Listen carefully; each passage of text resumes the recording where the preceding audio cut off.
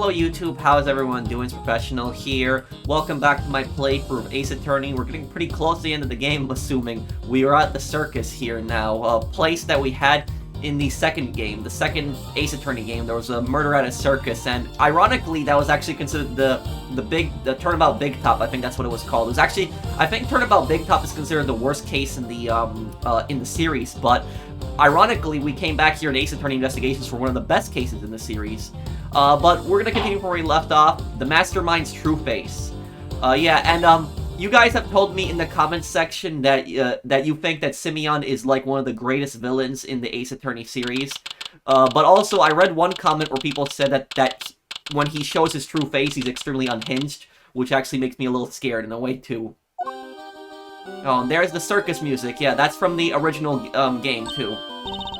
I love about this game is they have so many references to the old games. Oh, hi, Mr. Edgeworth. There's Simeon. Did you guys come to watch the show? Hello, Miss Berry, Mr. Saint. You're a little early, I'm afraid. We're still practicing. But I'm glad. You kept your promise. Yes, I remembered you, giving me this. That's so great! You're gonna have so much fun! I think even you'll be surprised, Mr. Edgeworth. I think you've surprised me enough for one day already. What are you talking about? Would you mind looking at this photograph, Miss Berry?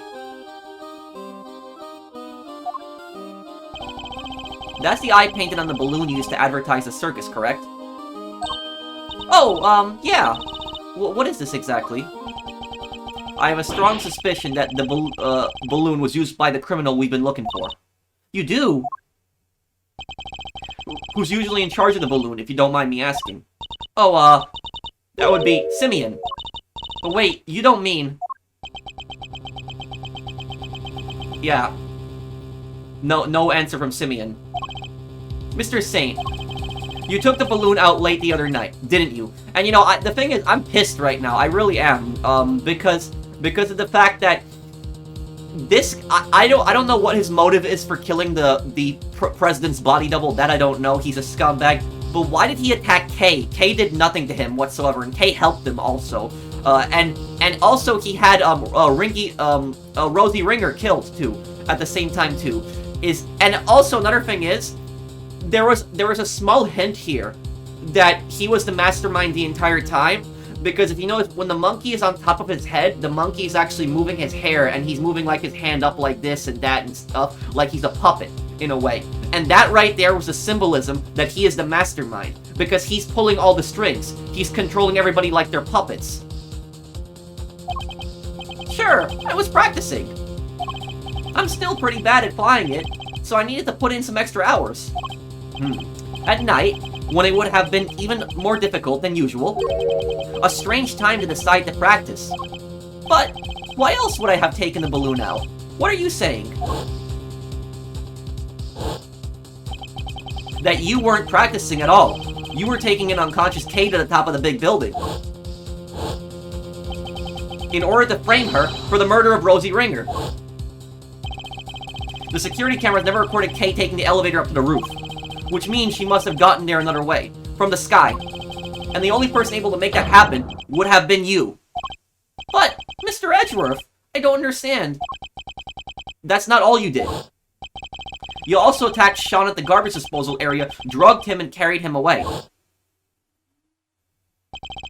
That's why you were late for the hearing at the courthouse, wasn't it? And also, this is how he was able to be undetected for so long also. Because when you think about it, who would be able to sneak up on Kay? Who would be able to sneak up on Kay and knock her out like that? Who would be able to do something like that? Somebody who works the circus. Somebody who works the circus would be able to sneak up on a master thief. That's why you were late for the hearing at the courthouse, wasn't it? I'm sorry, but I don't know what you're talking about. Why would I do any of those things? Please, you have to believe me. I'd never, ever do anything like that. I wish I could believe you, but I can't. Any trust I had in you has been completely destroyed. Oh, what Edgeworth just said. And the thing about this is Edgeworth talks very differently than like Phoenix. When Edgeworth gets pissed, he gets very strict with people. No nonsense. Horrible! Why would you say that? You told me back at the jail you said you believed I was innocent. You don't have to worry about that. We're friends. We know what it's like to be in your shoes. We're all part of the same club after all, right, Mr. Edgeworth? Yeah, and it was all an act. You know, I read a bunch of your comments, guys, and you guys told me in the comments that Simeon was pulling a Matthew Ungard. He isn't away. So Matthew Ungard was a guy that he was in the, I think it was the second game. I remember I did the case a long time ago, but he was a guy you thought he was innocent, but he was one of the few Ace Attorney characters where you actually defend him, but it turns out he was actually guilty of murder. But he was a very manipulative person. He always, it seemed like he was totally innocent, but he was actually in reality a cold-blooded killer. And Simeon's pulling that same thing again. Unfortunately, somewhat right. It was you know, hiding his tears supposedly. He never had tears. It was all an act. Thank you for sharing such personal details with us. By the sound of it, you had little reason to kill Knight. If anything, you're the one most affected by his passing. And what's more, I simply don't believe a person as gentle as you is capable of murder. Rest assured, we believe you, and we will get you out of here. This is just awful! I never thought you'd lie to me! We didn't lie, I swear, Simeon, You said you knew what it was like to be me. I trusted you.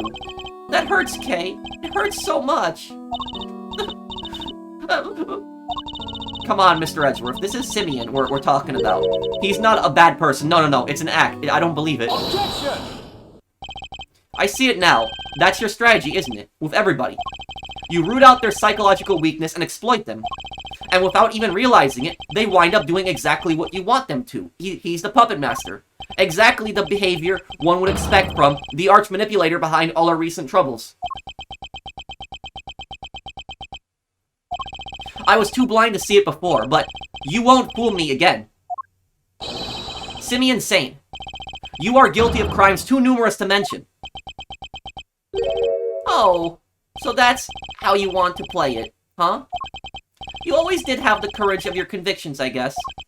Luckily, grinding people's self-belief in the dust is kind of a hobby of mine. What?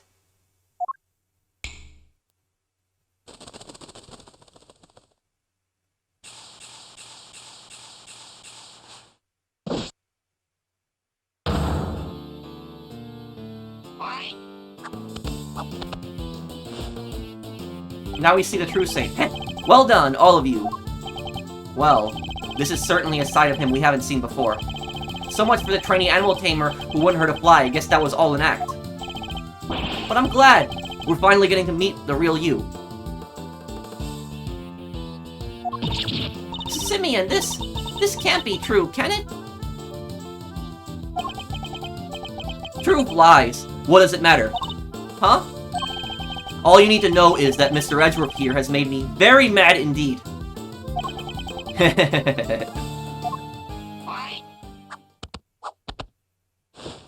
What the? And now, he's going to pay. I was just out practicing. Oh, I want to hear this. Sure, I went up in the balloon a couple of nights ago, but I was just practicing. I guess somebody took that picture when I flew by the big building. I fly around the area doing promo stuff for the circus all the time. Nothing to see here, Miles. Nothing at all. So you go up in the balloon reasonably often? Yeah. Promoting the circus, like I said. Is that true, Miss Berry? Well, it's true that it's Simeon's job to go up in the balloon and spread the word. I guess it's about everybody in the area would have seen him up there by now. Well, that same balloon was used in the commission of a crime. Nonsense. I just happened to be in the area when it happened. Somebody took a picture when I was floating past the big building. That's all.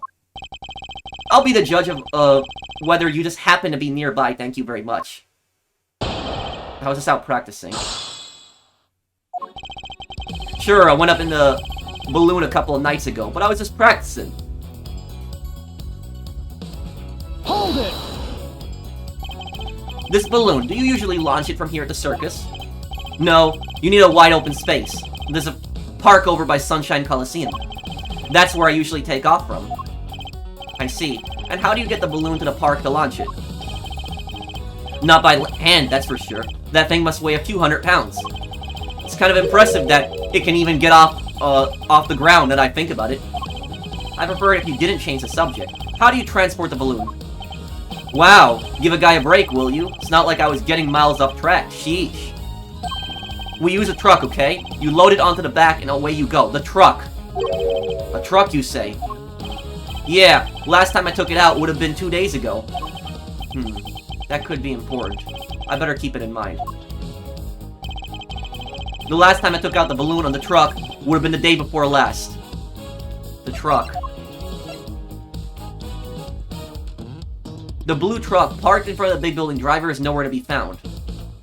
Objection! That truck! It was for that. This truck. It wouldn't happen to be blue by any chance. Huh? So what if it is? We happened to see a blue truck ourselves just today. One with a large basket loaded on the back. If that was the truck you told us about, then your statement about it not having moved in 2 days is a lie.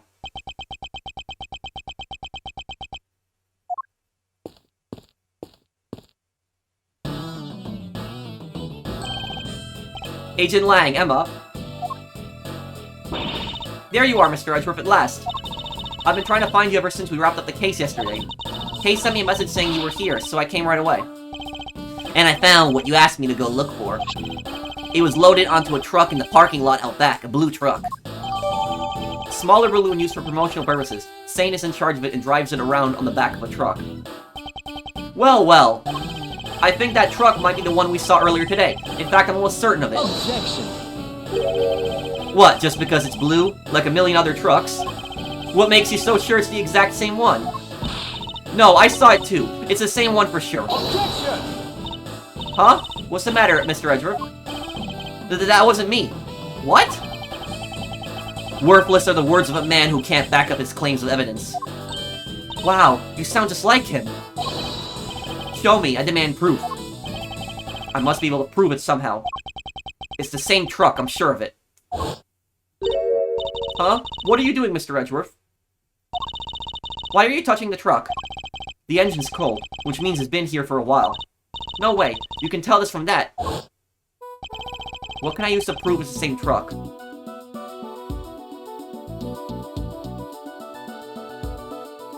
No, not a metal detector. Fingerprint dusting. His prints would be in the truck. I'd like to have the truck dusted for fingerprints. Huh? Why would you want to do that? Because I expect to find a certain very specific set of prints.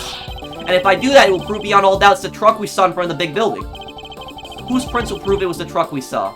Simeon Saints. Mine? Well, sure, my prints will be all over the truck. But that's because I drive it all the time, genius. Oh wait, no, Miles Edgeworth's prints would be there. What is finding my fingerprints going to prove? No, my prints, right? I'm going crazy here. It would be my prints, because Edgeworth touched the truck. Right. Okay.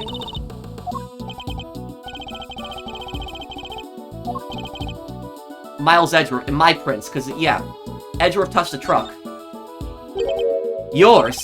You think you're going to find your own prints on there? I do, because I put my hand on your truck when I saw it in front of the big building. Let's see what we can find, shall we? Emma, could you lend us your scientific skills one more time? That's why I'm here. One moment, please. Alrighty. Take it away, Mr. Edgeworth. Me. Of course. Who else did you think, was going to do it? Don't worry, it's easy. I'll show you how. Fine. Although I don't see why you can't do it yourself. So to spread the powder over the area you want to search for prints, like this. Moving the cursor around and pressing X will allow me to dust the area with powder. It sticks to fingerprints, so once you found one, make sure to dump plenty on there. And then blow away the excess. Blow it away. Yeah, with your mouth. Ha! Like that. Blowing with triangles should remove any excess powder. Alright, you got all that? Yes, thank you. Now to try it for real. Oh, there's no such thing as too much powder, by the way. Go crazy.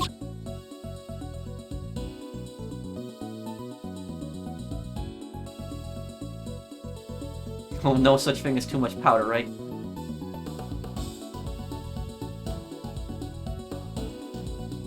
There it is. That's it. That's a nice clean print you got there. Can I compare it to my prints right away? Yup, leave it to me. That confirms it. It's Mr. Edgeworth's prints, alright. And with that, another lie is exposed. Yeah! So, what were you doing in the truck?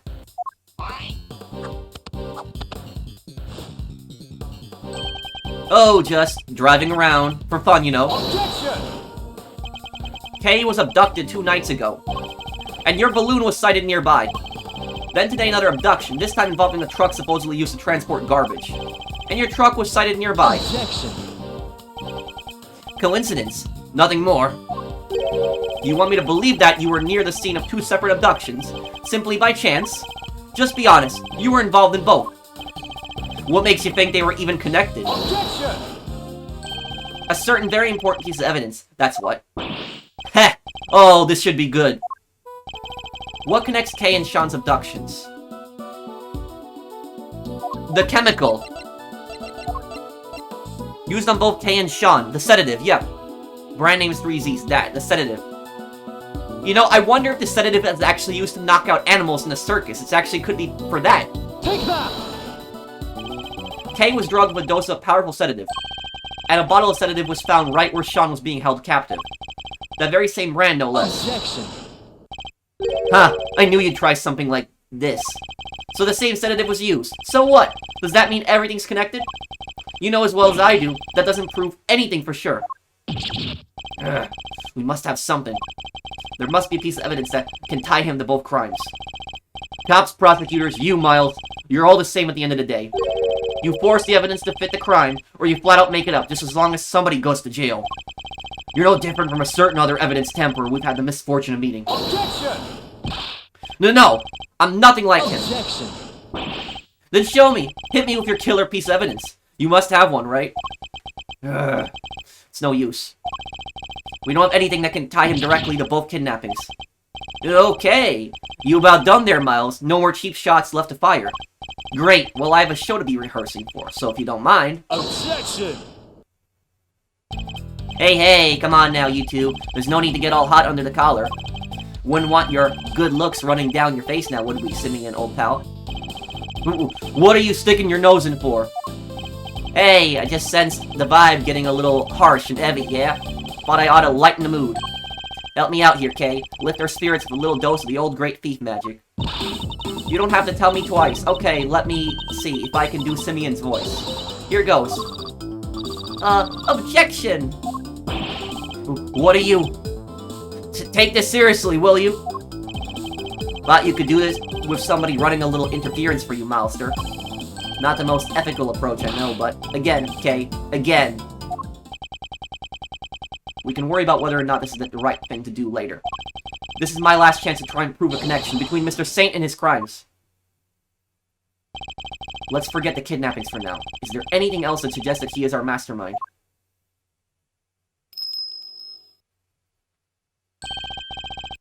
Of course. Canis is looking for a secret string puller too, the young pup as he called him. If I could prove that Mr. Saint was that same young pup, then perhaps. But what evidence do I have that might point to him being involved behind the scenes?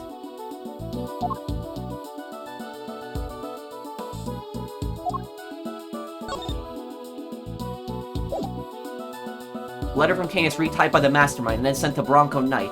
This one, the correspondence chess diagram. I think so because he visited Bronco in prison. Take that! I think you and Mr. Knight were both communicating with this person, Mr. Canis.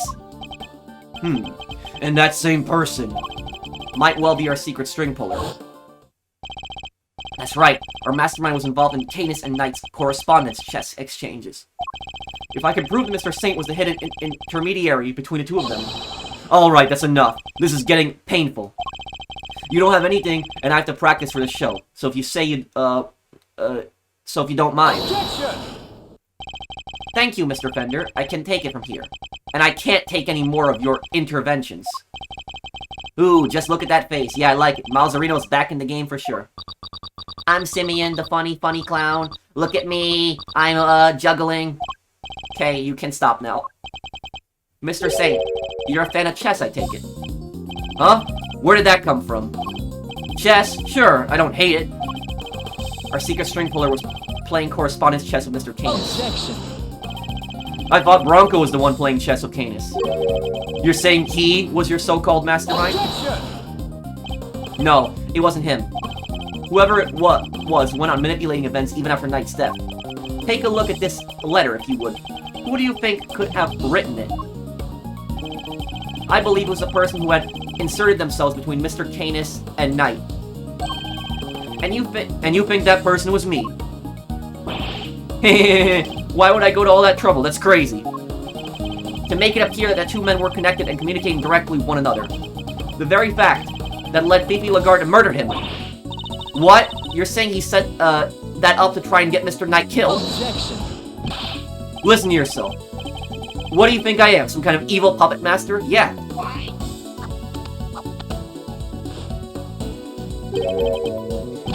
You've seen me. I can barely even get the animals to do what I want. If we could find one of the letters he passed between Knight and Canis, that would prove the connection beyond a doubt. I'd like to have your room searched. I believe we might find... Letters? You won't. Trust me. What? Once I'm done with something, I put it straight in the trash. Guess I'm not the sentimental type. Why get hung up on the past, right? God. He must have disposed of any incriminating items in order to cover his tracks. Guess you went in without the evidence. You need it once again, huh? That's a bad habit, you know. So this doesn't prove anything either. We've fallen short yet again. What do we do now? Are we out of options? You accuse me of betraying my friend, and you don't even have any proof. You're despicable! Who is that? Oh, hi. Miss Berry? What does she want? Sorry, it's just... I was thinking about what you were saying, and... This Knight person. You mean Bronco, right? Simeon's friend. Yes, what of it? Does she know something? A letter came from him, this morning. For Simeon. What? What did you... How is that possible? Knight is dead. Miss Berry, we need to see this letter right away. Sure, here you go. Let's open it up, shall we? It's another correspondence chess letter. Let's see here.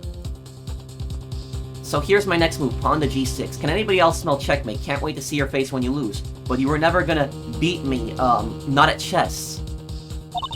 The next move from the game was Mr. Canis. Can anyone smell checkmate from Knight? Can't wait to see your face when you lose. But you were never gonna beat me, not at chess. It's postmarked the 26th of March. The day before Knight died. I guess it must have gotten held up en route. Well, we do move around a lot. It's part of being a traveling circus. Our mail arrives late all the time. Interesting that it's addressed directly to you, Mr. Saint. Gah! This is it, isn't it? The proof we needed that you were the one facilitating Mr. Canis and Knight's games. One of the letters you would have transcribed into Braille, in order to create the illusion that they were somehow connected. Curse you, Bronco! You're still getting in my way even now. I hate you! I hate you! Simeon, how could you? Mr. Knight was your only friend. Ha! We weren't friends. I stopped thinking he was my friend 18 years ago. Right around the time of the IS-7 incident, in other words. I nearly froze to death because of him. I was just about to head out and meet my dad at the contest. But then Bronco showed up. He pinned me down and tied me up.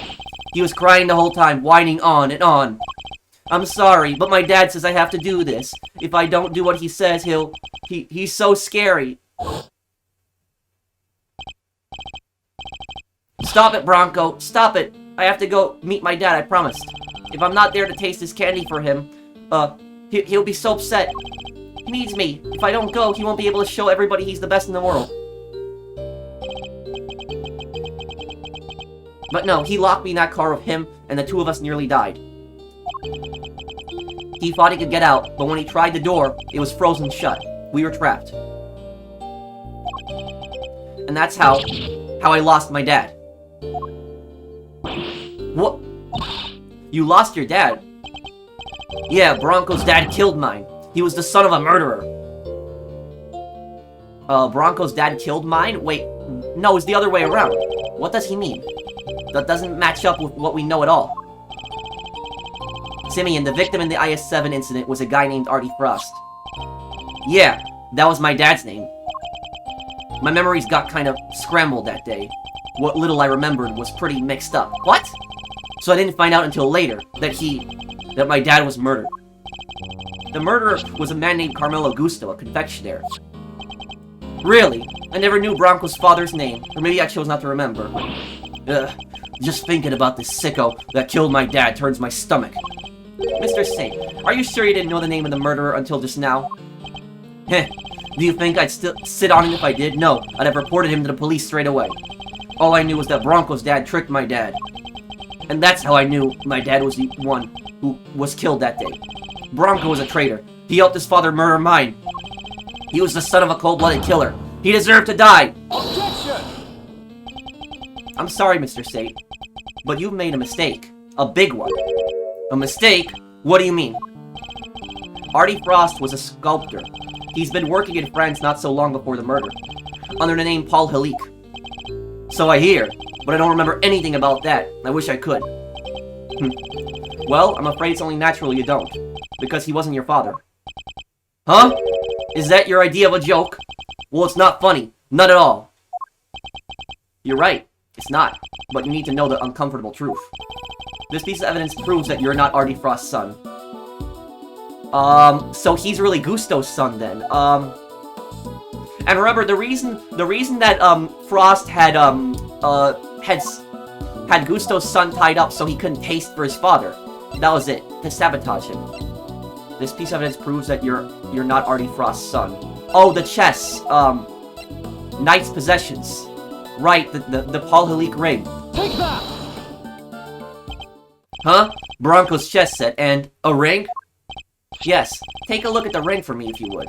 What does the engraving on it tell you? It's 2 letters, right? It is. This is the seal with which Paul Halik used to mark his works. And it was found next to Artie Frost's body 18 years ago. But why would Bronco have a memento of my father? The police looked for Frost's son for a long time, and eventually they found him. The ring was handed over to the man they were able to prove was his child, Bronco Knight. But that's not... That would mean I was... Precisely. That you are in fact the son of Carmelo Gusto. No, that can't be. I'm... My dad was... I remember... don't I?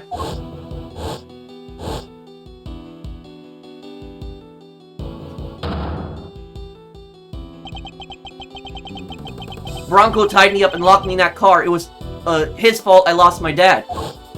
No, his dad actually abandoned him. He deserved to die, didn't he? No way. So I get to see your circus thing even though I'm in jail. Was looking forward to the next move in our little chess game. So the show is just the icing on the top. Yeah, I think you'll enjoy it. I will, and hey, come back soon, okay? I'll be mulling over my next move in the meantime. Oh, speaking of which, I put a little something in your chess set. But you can take a look at it later. A little something? No idea what that might be, but thanks. If you hadn't, detained me 18 years ago, it wouldn't have had to end like this. Huh? Did you say something? Me? Oh, it was nothing. Goodbye, Bronco. And farewell. I did all that, and now you're telling me that it was my father who killed Broncos? Then what was all this for? I didn't want to wind up dead too. I didn't want to be weak and vulnerable. That's why I tried to be like Canis. Why I stayed in touch with him all these years. And there we have it. The truth at last. Mr. Saint, you were Mr. Canis' correspondent chess partner. And you were the one manipulating events this whole time.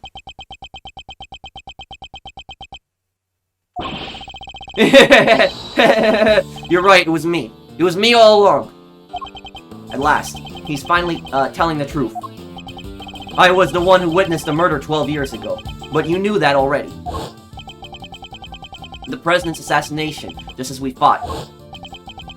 Which means he's the one who drew the picture. And they knew it too. That's why. Lagarde kept questioning me. day in and day out. It got so I couldn't face what I knew the next day would bring. I was a nervous wreck. Who could blame me for wanting to get out of there? But I imagine it wasn't as easy as simply running away. Winter would have sent his men after you. No matter where I went, they were on me. They never stopped coming. 24 hours a day, 365 days a year. I couldn't sleep at night. Even the smallest noise had me chasing shadows. It drove me crazy. So I joined the circus. At least that way, moving from place to place was part of the job. My whole life, I've been up against the chief prosecutor and the warden of a prison. No regular person could hope to stand up to people like that. From the time I was a child, I had nobody. But they weren't even the worst of it. The body double was behind it all, controlling everything. He may have been a fake, but he was the president of an entire country. What hope did I have? There was only one person I could turn to, Canis, the man who saved my life. He wasn't like Bronco. He really did want to help me. That's quite a claim. Strange to think of a famously ruthless assassin winning the admiration of the child he saved. He showed me how to stop being a victim, to stop being hunted, and become a hunter myself. And they all became my prey. But I doubt even you managed to imagine that the body double would ever go so far as to co-opt our country's police. No. I sure didn't, and as long as Winter was around, no evidence was ever going to stand. He even nearly managed to ruin things this morning. Lagarde almost got away with it again. But I know him now like the back of my hand. I could see exactly how it was all going to go down. So he saw right through their plan. How Chairman Winter would try to suppress the evidence in Warden Lagarde's trial. I see. And that's why you kidnapped Sean, correct? You wanted to force a guilty verdict, regardless of the presence of evidence or the rule of law. Objection. Maybe I did, but how else was I going to make them pay for what happened 12 years ago? Whatever helped you sleep at night. The Winter pulled one last surprise, didn't he? He tried to kidnap Sean himself in the hope of influencing the verdict. In other words, you chose the exact same course of action as the man you fervently claimed to hate. Objection. That's only if I'd actually kidnapped anyone at all. But I'd never do anything so wicked, never ever. Me? Commit a crime? No. And besides, I don't hate the three of them. If anything, I'm grateful. If they hadn't done what they did, my revenge wouldn't have been nearly as fun. Objection. So you admit it. Your motive in all of this was nothing more than revenge. Sure, I admit it. So what? I despised every single one of them. But here's the kicker. I didn't kill anybody. The most you can blame me for is writing the odd letter here and there. A quick note to Ringer to tell her about Winter. Another to him so he knew about her. But the fact that they wanted to kill each other and one of them succeeded, that was all on them. So you take no responsibility for the fact that your actions resulted in multiple murders. Right. Same thing at Gourd Lake. People are much easier to control than animals, you know. The whole fake assassination plot, I handed that to Bronco on a plate. That was part of his plan too. So Rook's murder was... Objection. No. That was all Bronco's idea. Nothing to do with me at all. Still, it moved things in the right direction, wouldn't you say? Isn't fate a crazy thing? You can't talk like that about a murder. Setting Lagarde up was easy too. I just made it seem like Knight and Canis were in contact with each other. And slipped the chisel inside the chest set. So it was you who put it in there. Yes, it was. I thought that might prove everybody, point everybody nicely in Canis' direction. Worked out pretty well, even if I do say so myself. But he basically framed Canis for that too, and he claims to respect Canis. Who knew that would be all it took to make that awful woman murder poor Bronco? I guess she got, to where she saw enemies everywhere she looked. I know the feeling. Even the smallest thing can send your paranoia into overdrive, and then things get ugly quickly. I had a front row seat for the whole show. You were the last piece to be put into play, of course. Who, me? You solved both cases and finally brought down Winter and Lagarde.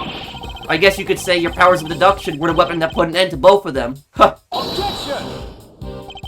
I didn't solve those cases for your sake. Sure, you didn't know you were doing me a favor. You were just playing, at being an attorney for a little while, right? What did you say? All I had it to do was cover it and say, no, a few times. and you rode to my rescue like the hero you are. Was getting arrested part of your plan too? No, that wasn't something I expected, I have to admit. I never thought they'd take the chisel for the murder weapon. That was a real plot twist. Made my blood run cold, for sure. But then who should come through with the turnabout to end all turnabouts? The greatest legal mind of his generation. My knight in shining armor. I bet it felt pretty good saving me like that, huh? You ought to thank me, you know? I don't do that for many people. You're wrong.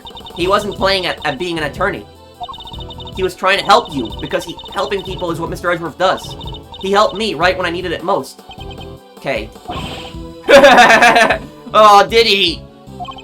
You're sure he wasn't just trying on his dear departed daddy's shoes for size? No, that's not what he was doing. Come on, K-Meister, don't let this clown get you down. He's projecting plain and simple, painting other folks with his own grubby brush. It's not just that he doesn't trust other people. The poor kid doesn't even understand the concept. Doing something for somebody else's sake? Forget about it.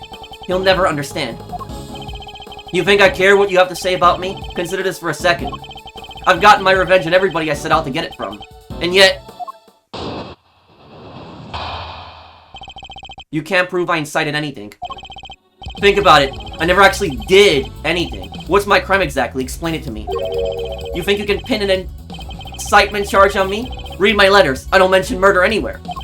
If I did, maybe you'll have a case. Maybe you could say I encouraged them. But it's the same story as always, I'm afraid. You can't prove I did anything at all. That's not true. You kidnapped me. Sorry. But did I miss the part where you proved that? All I ever admitted to was sending letters. You. Letters which didn't threaten, coerce, or encourage anybody to do anything. I just passed on what you might call pertinent information. Gah. He's slippery one, I'll give him that. There's gotta be something we can do. What about this? And excitement stuff he's talking about. Incitement, Kate, means to encourage or direct another person to commit a crime. In the eyes of the law, it's seen as equivalent to committing the crime itself.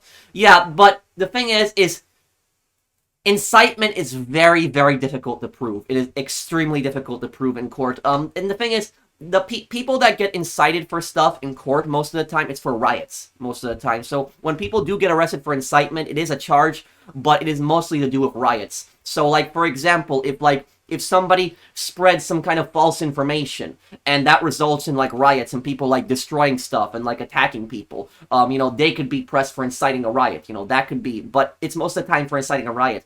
I haven't really ever heard of somebody being incited for causing a murder. I've never actually heard of a case like that. I'm sure there is a case like that, but I've never actually heard about something like that. But typically, incitement is very difficult to prove, because you have to prove that the person had malicious intent. You have to prove, in American court, you typically have to prove mens rea and actus reus, Latin terms. Actus reus means the guilty act, mens rea means the guilty state of mind, so you have to prove that the person had a guilty state of mind, that they were plotting something malicious, they were plotting something bad with their incitement. So it's a very difficult charge to prove, so Simeon is kind of right in a way. It is very difficult to prove. So then we just need to prove that he told them to do it. You say that like it's going to be easy. Guess maybe you're not so big on due process after all. You think you can make me carry the can for the murders I had nothing to do with? Think again. I don't even have to talk to you, if I don't want to. In fact, why am I still talking to you? I can think of one reason. The tent is surrounded. There's nowhere left to run. Really? You don't think I planned my escape too? What if, just to pluck an idea out of nowhere, I trained all of these vicious wild beasts to attack on command, for example? All I'd have to do is say the word, then sidle off stage in the chaos. What? You wouldn't. I'm just spit-bailing, but you would pay to see that, wouldn't you? I could just as easily take Sean hostage with a gun I may or may not have in my pocket. Yeah, you know what? That would make for a killer show. You will do no such thing. It's hard to know what lengths he might actually be prepared to go to. But knowing what we know about him already, we have to be prepared for the worst. Fine, I'll humor you, but once the curtain goes up on this little performance, it better be a lively one. Bore me and we're done here. Alright, let's see if you can keep me entertained, shall we? Gah, he's not going to give me an inch. But there must be something we can do. We can't let his crimes go unpunished. You can't prove I incited anything. Think about it. I never actually did anything. What's my crime exactly? Explain it to me. Hold it! You encourage others to commit murder, and those murders were duly committed. And if I can prove it, you'll be punished as if you had done the deed yourself. Yeah, what was the word for it again? I forgot already. Incitement. Okay. Chairman Winter, Warden Lagarde, and Bronco Knight. All were criminals in their own right, and all committed unforgivable acts. But all were induced to commit those acts by somebody behind the scenes. This man right here. Oh! Oh! You really don't hold back, do you, Miles? But it doesn't change anything. You think you can pin an incitement charge on me? Read my letters. I don't mention murder anywhere. Hold it! Nowhere at all. What? You didn't look? I can give you a minute if you like. He's clearly confident that I won't find anything. He must have planned those letters down to the last word. Look, I don't want to teach you how to do your job. But if you can't prove I encouraged them to commit those murders, your incitement charge goes up in smoke. Too bad, so sad, huh, Miles? If I did, maybe you'd have a case. Maybe you could say I encouraged them. Hold it! I know for a fact you made those murders happen. Yeah, there's something I need to tell you. Truth is, I was the one who made Big Bad Chairman Winter kill Little Miss Rosie Ringer. What? You told me yourself. Objection! Did I? And you can prove it. If you can't, this ends here. Wait, Tabby's paper quarter.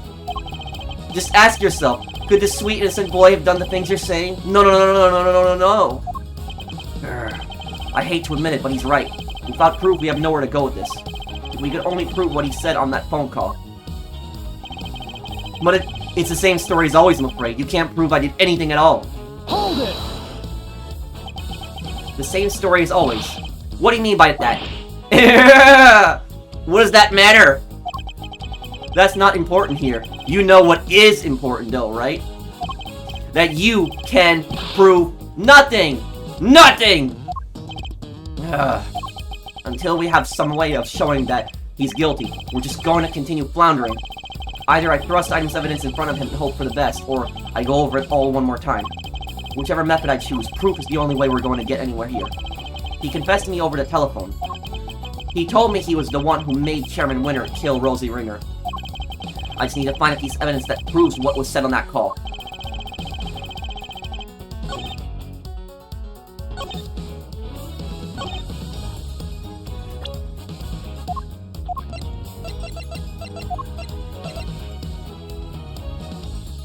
A recording of signals that were intercepted from the bug that was planted in case the pin. Miss Lloyd's tape. This. Objection! Yeah, the tape. I'm afraid you're wrong. I have proof that you meant for at least one murder to happen. Because you said so yourself. Yeah, there's something I need to tell you. Truth is, I was the one who made Big Bad Chairman Winter kill Little Miss Rosie Ringer. What? I said that. Weird. I don't remember. I know you think you can worm your way out of everything. But this time you're wrong. I am? Yes, because our conversation was being recorded. By somebody intercepting the signal from the very listening device you planted. It was. You got your conversation with the clown here on tape? That's what you're trying to tell us? But about it, he was using a voice changer, so he's gonna say that that wasn't my voice. No! Lang Z says, a schemer's schemes will swallow him in the end. Miss Lloyd, could you play us the tape, please? You bet I can. Got it. It was the part right here. Mr. Edgeworth, that's Judge Gavel's cell phone. Who is this? You're the one who abducted Kay. I can't hear, Mr. Edgeworth. Sorry. It was right around here. I was surprised as...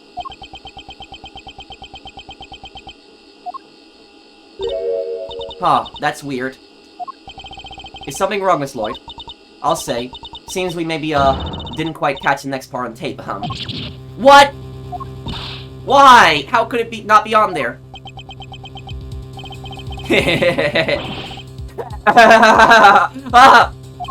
Oh, poor babies. You think I'd leave myself wide open like that? Well, think again. There's something a little special about that bug, you see. It can be turned on and off remotely. What? I never knew they'd make those. Remote control bugs. Sure they exist, but... So you switched it off to avoid being recorded. Bingo! Objection! But how? You would have had to know you were being recorded in the first place. Objection! And I did. Of course I did. It was so obvious that someone was eavesdropping. And that's because... Miss Lloyd, was it? You knew about the kid prosecutor's kidnapping without any prompting. No. You heard that whole conversation? I did indeed, old pal, but I must say, I thought you would have figured it all out much sooner. Aren't you supposed to be a genius prosecutor? Now, where were we again? Oh yeah, at the part where if you couldn't prove incitement, it was game over. Oh well. Oh shucks. So my tape ain't gonna be no use to anybody after all. Come on. Must have recorded something you can use. If only that were true. Hey, K-Meister. Yeah? The old buggeroo. It was hidden in your pin that whole time, right? That shake anything loose from the old brain tree. I don't know. Give me a sec to think. It might have Simeon's fingerprints on it, the bug. You're the only one who's been directly in contact with him before. Objection! So sad. Relying on flawed evidence. Desperately trying to make it stick. Well, that's quite enough of that for now. Next topic, please. Huh? He's trying to steer us away from our current line of inquiry. You're the only one who's been directly in contact with him before. Kay had a one-to-one encounter with him, only recently. What if the sound from that point in time had been recorded? Miss Lloyd, how long were you recording the intercepts from the bug for? Started about, let's see, now 2 nights back? In which case, during which time frame would it be likely to find Mr. Saint's voice in that tape? 2 nights ago. Wait, Kay was kidnapped 2 nights... 2 nights ago. Miss Saint abducted Kate and took her up to the roof of the big building 2 nights ago. What if there was a recording from around that time? Miss Lloyd, quickly, play us any tape you have from the night before last. Huh? Oh, sure thing.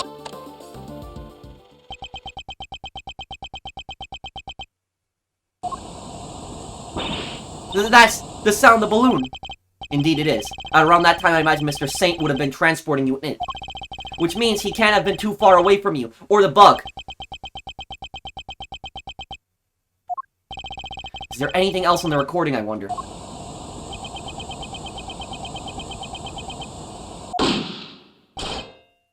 Ka-chang? What is that? Wait, that noise. That was a gunshot!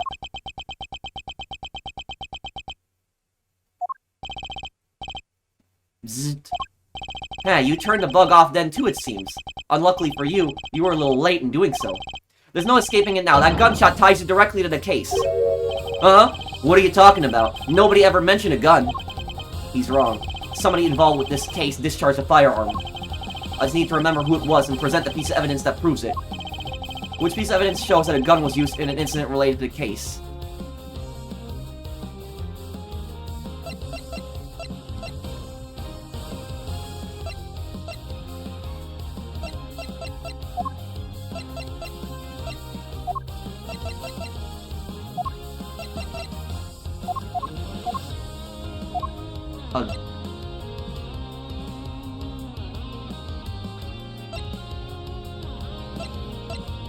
A gun.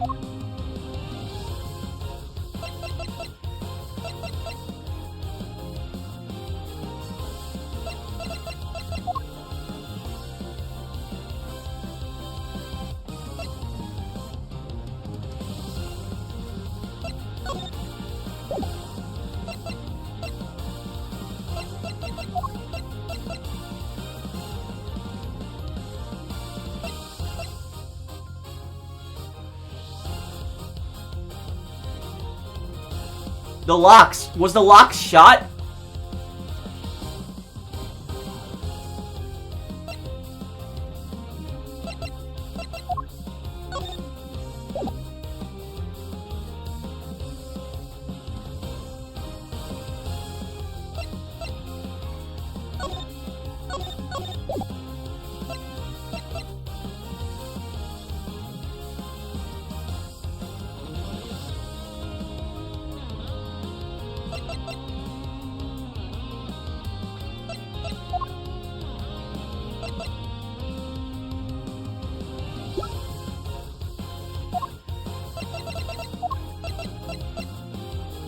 No, Simeon's picture changed.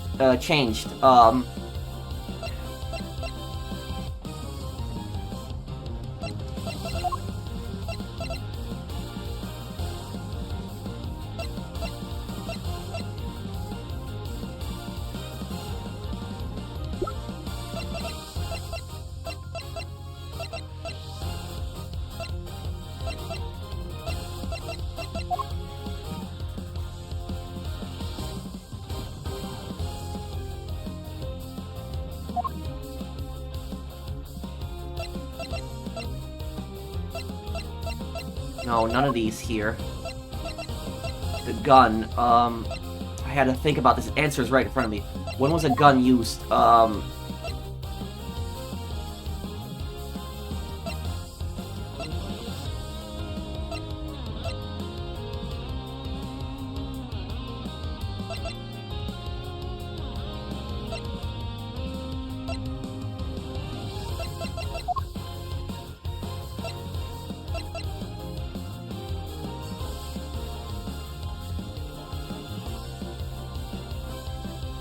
The lock? Take that! No, it's not the lock.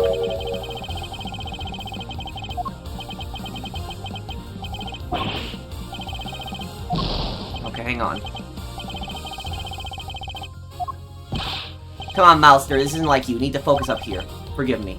Was the person who fired the gun the same person that kidnapped me, do you think? It's a possibility, but not a certainty by any means. We need to find a piece of evidence tying somebody involved in this case to a firearm. Let's look over everything one more time. What you're whispering about, gang? How's the gun got anything to do with this? The gunshot captured on that tape has everything to do with this, and I'm gonna prove it.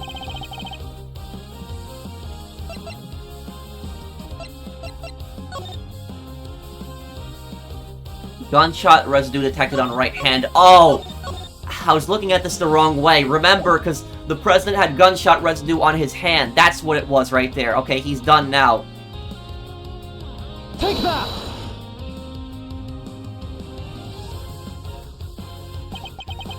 It's written right here in the president's autopsy report. Traces of gunshot residue were detected on his hand. And where was Kay when the gunshot was recorded? That's right. She was in the balloon being taken by you to the top of the big building. However, the roof wasn't as deserted as you needed it to be. Yes, I was there with the president. Wait, not long after we started talking, he noticed something and told me to leave. And if a gunshot rang out shortly after that... Don't tell me you didn't hear it yourself, Mr. Saint. Not when it sounds crystal clear in this recording.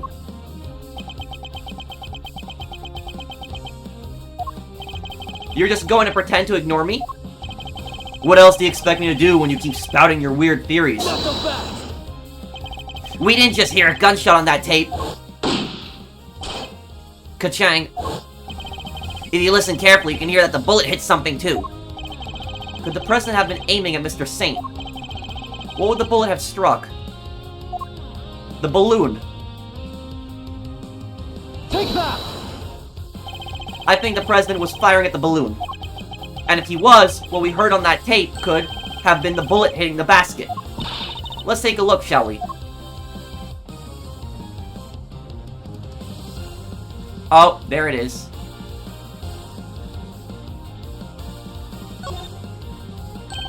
A hole! With a bullet stuck in it. There's a bullet hole in the bottom of the basket. I call that pretty conclusive proof. Smaller balloon used for promotional purposes. Saint is in charge of it and drives it around the back of a truck. Ah! Well, Mr. Saint, how do you explain not just the sound of the tape, but the accompanying bullet hole?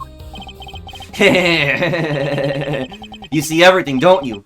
It's pretty impressive, I have to admit. I doubt there's anything I could hide from you if you really wanted to find it. Just shut up and confess, will you? Alright. No need to get cranky. Oh, this is gonna be good. What really happened 2 nights ago? I'll admit it. I flew the balloon up to the roof, and when I arrived, Judge Gavel and the president were already there. That came as a surprise, I have to say. Only the president noticed me, and he made the good judge leave right away.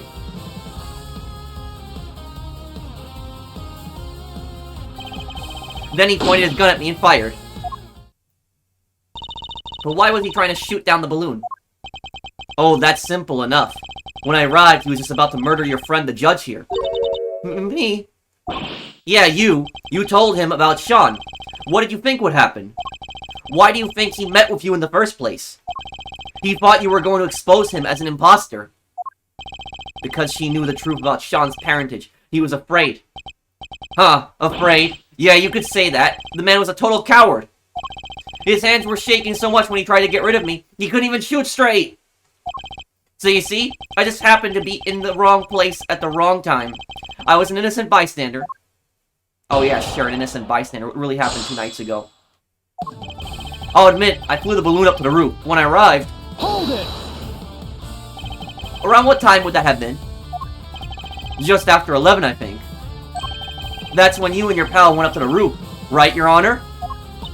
Yes, it was. No contradictions there.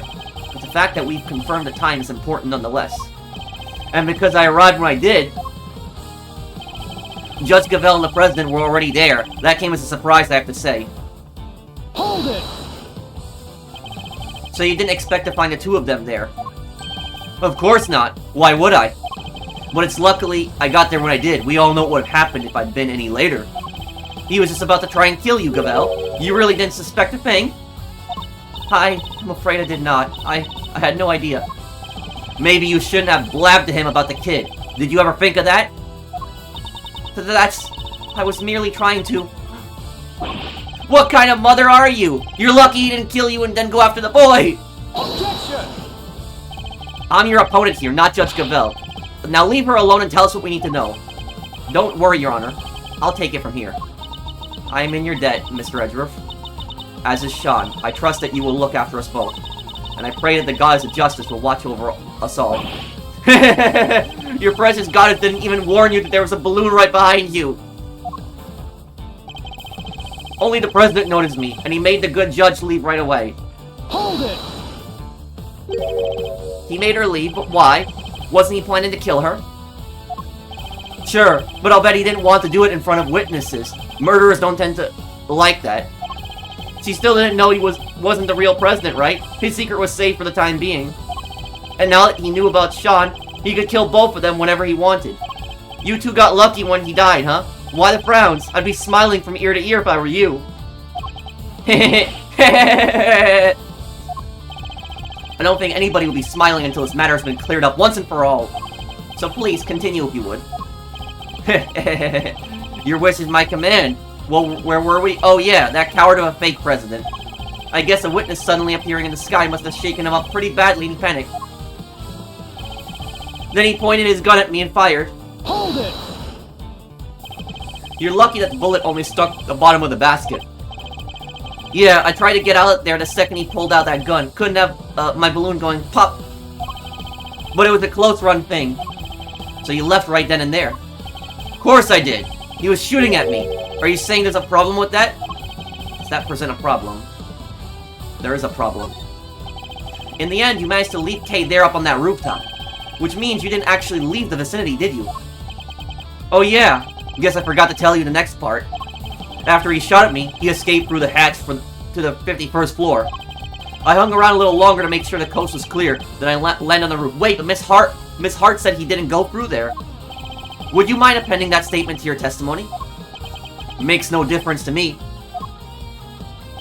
After he shot at me, he escaped through that hatch to the 51st floor. No. That's not what Miss Hart said. Miss Hart...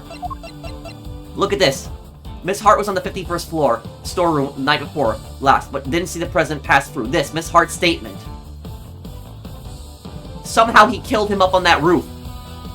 Objection! You're lying to us again. I am? The president never entered the storeroom the night before the last. Miss Hart testified to that fact. What? And you believe the word of a 2-bit hack over mine? Yeah. I beg your gosh dang pardon. Say that about the chief again, I dare you. I'll wipe that smile off of your stupid clown face. I never thought that I would believe Lotta Hart over somebody else, but yeah, I believe Lotta over him. So we know, Hart was camped out on the 51st floor that entire evening. But if our fake president didn't escape through there, then how the heck did he get off the roof? An excellent question, and one that I hope to provide the answer to next. We know that he didn't leave via the elevator, so neither that nor the hatch are possibilities.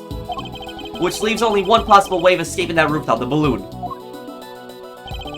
How did the president leave the rooftop if it wasn't via the elevator or the hatch? Balloon. The hot air balloon. Take that! He flew. He flew? Yes, in Mr. Saint's balloon. Objection! Whoa! Quit fooling around, will you? Why in the world would I give that guy a lift in my balloon? Objection! There was a security camera on the elevator, and Miss Hart was on the 51st floor the whole time. There's no other way he could have left that rooftop. Objection! You know what the circus is all about. Making the audience think you're in danger. Giving them a thrill. Well, it's time to bring this act to an end. I'm not in danger here, even if you think I am. What do you mean? Watch and learn. Miss Hart, can I ask you something? You were keeping guard on the 51st floor the whole time, right? Never even blinking for a moment.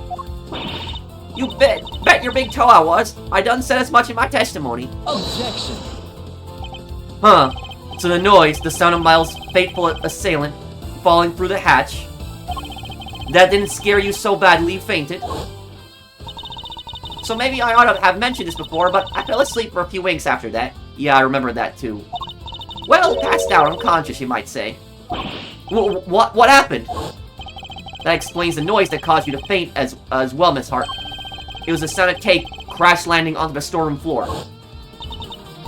Well, so what if I did? Ain't a girl in the world, don't got caught a little unawares sometimes? Sorry, Miles, but that's what you get for putting your faith in these people. Objection! It doesn't matter. Kay can't have fallen down the hatch until after the president left the roof. Objection! Are you sure about that? Allow me to offer a little counter theory. The coward fake president fired his gun at me.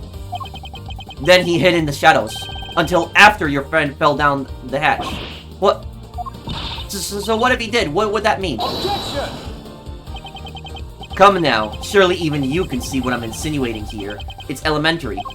If the president hid until after Miss Hart fainted, he could have passed right through the 51st floor undetected. No. And there we have it. Your little theory about the secret storeroom falls apart.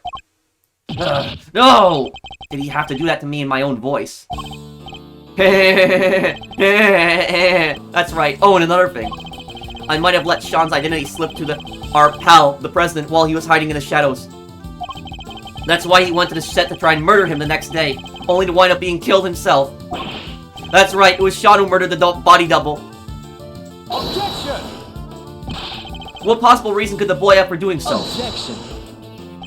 Oh, a pretty good one. He already knew he was the president's son. And how did he discover that exactly? Because I told him in one of my trademark letters. What? He's lying. Oh, you bet I am. Huh? Or am I? Maybe I didn't tell him, and maybe I didn't. Well, Shawnee boy, which is it? It was my fault the Tyrannosaurus head fell on that roof. I admitted that much already. But I didn't find out about my dad until today, I swear. Huh. Well. I knew about the falling head thanks to the bug. But who knew it was you who made it fall, and the president died from being crushed, was it? Heck. Alright, well that's confirmed at least. You were the murderer. Congrats on getting your revenge. That ties everything up pretty neatly, wouldn't you say? Although I guess you'd say something more like... And so the pieces fall into place at last. Well, counter my unassailable logic if you can. He's mocking, when he does that green text, he's mocking Edgeworth's voice. That's what he's doing. The murder of the so-called president. You know my MO by now. That's modus operandi. I'm a hands-off kind of guy. I just like to pull a few strings here and there. That was the case with Bronco, with Chairman Winter. So what makes you think I'd let that fake president set foot on my balloon? Besides, I thought he was crushed to death by that model monster head. And who set old Tyrannosaurus noggin a-falling, It all makes perfect sense. That's how our imposter wound up dead, no doubt about it. And what was that The motive behind the murder? The little truth I shared? Just like I said. Get it? The truth. That thing that you're so fond of. That's what caused the murder here, not me. No, that's not possible. Well, is there a detective in the house? Somebody arrest that boy. Can't help noticing, nobody's rushing to slap on the handcuffs. What's the matter? Curse you! Just as I thought. Admit it. You're all the same. You, Winner, that idiot phony president. You weren't the real culprit to go. You want the real culprit to go free, so you can railroad me into a jail cell, don't you? That's the justice you all claim to love so much. You only love it when you can twist it to your needs. Overruled. That's... No, that's not true. Objection. Huh. Well, if you're not going to make the move, guess I'll have to step outside and speak to an officer myself. Once I tell them the kid here's a murderer, maybe then they'll finally do something. Objection. We're not done with your testimony yet, Mr. Saint.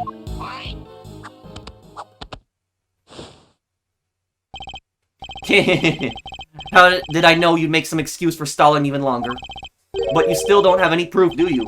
Or any chance of winning this? Tell me I'm wrong.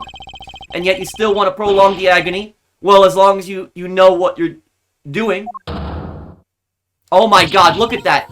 That bar. He's not holding back. If I mess this up, oh my god, look at the mistake I'll make. What? Did you forget that little Shawnee's life is on the line too? Hey, Miles Edgeworth. Take a deep breath for me, would you? Why would I do that, Fender? Because it's times like these you need to kick back, take stock, and be grateful for what you have. The worst of times are when lawyers calmly show our biggest smiles, remember? The way in which the president made his escape is what you and Laughing Boy can't agree on. So how about this for a little thought experiment? What if it's not about whether the big guy in the purple jacket got on the balloon or not? Or rather, under what conditions would Simeon have been cool with letting him get on board? If he knocked him out! Knocking him out would be the only way to do that. A turnabout in thinking. Forgive the interruption, just my 2 cents worth, or your old man's, I guess I should say. He knocked him out, he brought him down with a hot air balloon, dragged him over, and then knocked the head on top of him, crushing him. Maybe Gregory's techniques can still prove useful in this crazy modern era. He's right. Under what circumstances could the body double have been allowed in that balloon? He was physically imposing man, and what's more, he was carrying a gun. Could he have been drugged? No. There was no traces of sedatives found during this autopsy. In which case, surely not. Are you about ready to continue, Miles? And don't forget, this is what we're playing for. This is going to be a tricky, but I have to tear his testimony down one statement at a time.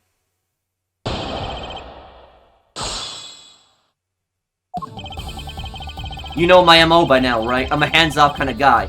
Just like to pull a few strings here and there. Hold it! The strings in question being those of Sean and the President's body double in this case. You seem pretty confident of your abilities in that particular arena. Is that so weird? I'm an animal tamer, remember? And what's the wildest animal of them all? That's right, humans!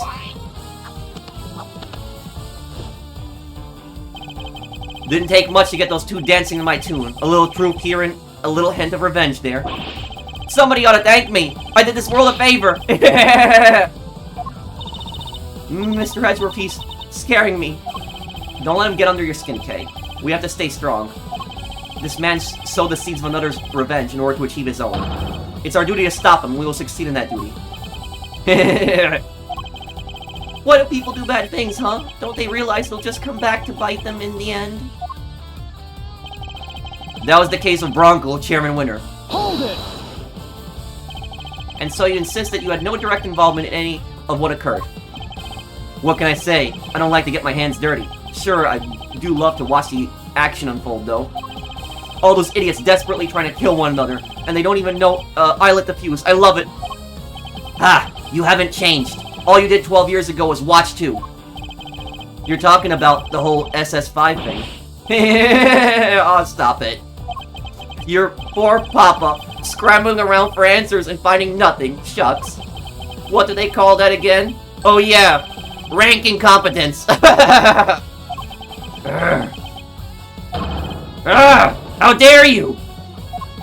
Agent Lang, police. You don't know the half of it, you damn clown! Your father may not have closed out the case, not publicly anyway. But it was thanks to his work that we're still standing here right now. Sorry to butt in, Miles. But your little pep talk isn't going to magically solve this case. Now I know you have your theories. He's evil. So what makes you think I'd let that fake president set foot on my balloon? Hold it! But it's the only way he could have gotten down from the roof of that building. Alright, let's game this one out, shall we? Suppose I took him down to the ground like you said. What's wrong with doing that? Objection! So you admit it, you did take him on your balloon. Objection! You're really obsessing over this one little detail. This isn't like you, Miles. And how do you think it went down? He held me at gunpoint and said, show me the city at night? That's ridiculous and you know it is. Or did you really fail to think this through? Objection! You said yourself you gave him Sean's identity. Surely that was enough to win him over. Objection! Win him over? That man who shot at me? No, no, no, no, no, no, no, no, no! Then, you must have put him to sleep and carried him away like you did with me. Objection! Very well, let's suppose that to be true for a second. Did the autopsy show the presence of a sedatives? It's no good. He's just not going to give us an opening. Anyway, never mind all that. There are way more interesting things I'd rather talk about. Besides, I thought he was crushed to death by that model monster head. Hold it! Actually, I have some doubts about that. I mean, if the president really was killed by the Tyrannosaurus head. Objection! Don't tell me you're throwing your own pet theory in the trash, Mr. Genius Prosecutor. Aren't you the one who went to all that trouble to prove that man squished by a head hypothesis was true? Objection! That may have been my theory at one point. But that was when we went through the head. We thought the head was the only thing that could have crushed him. Objection! Why the past tense? That's still your theory, you know. It's not like you have anything else right now. The president's body double was crushed under the falling Tyrannosaurus head. Fact. No. There must be something. Was he crushed by the balloon? Some other piece of evidence that could link this man to the president's death by crushing. Don't you think it's time you gave up, Miles? I don't like watching you struggle like this. We all know who did it. The model head is practically screaming his name. And who said old Tyrannosaurus noggin falling? Hold it! Sure, Sean was the one who caused the head to fall. That much we know. He even admitted it himself. Fantastic. So we're all in agreement. Well done, everybody. Case closed. Sean Fenn killed the fake president, and that's that. Somebody get those cops in here. Objection! Not so fast. This case is far from closed. Still scrambling, huh? Well, alright then. Enlighten us. Be quick about it. You can't. I want to see the kid in handcuffs. Or are you only a stickler about the law when things are going your way? Mr. Edgeworth, what do we do? What do we do? Think, Miles. Think.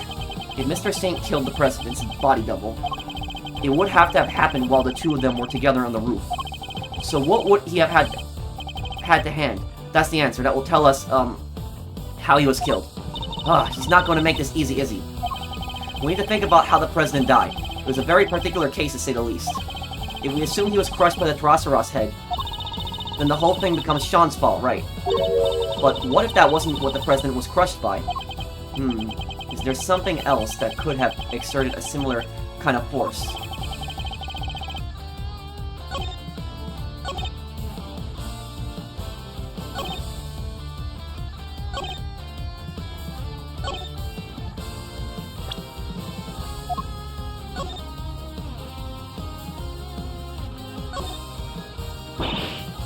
Don't worry, I've got my eyes on that tank. Simeon won't be escaping in his balloon if I have something to do with it. I struggle to imagine him choosing to make his getaway by balloon. The tank! Look, you just leave this to me. Go and concentrate on nailing him for his crimes, alright? When we're finally proving who's behind all this, let's tie him up with this rope. I'll teach you a way of doing it, that even a professional escapologist couldn't get free. I understand the sentiment, but perhaps you could apply that fervor to the pursue the truth instead.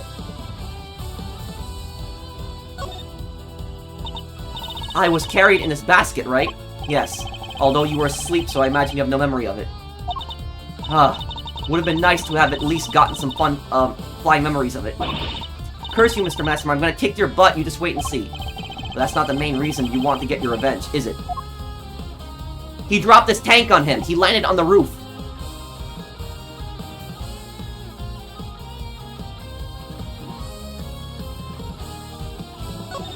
The gas tank. That's what... I think he dropped that on him.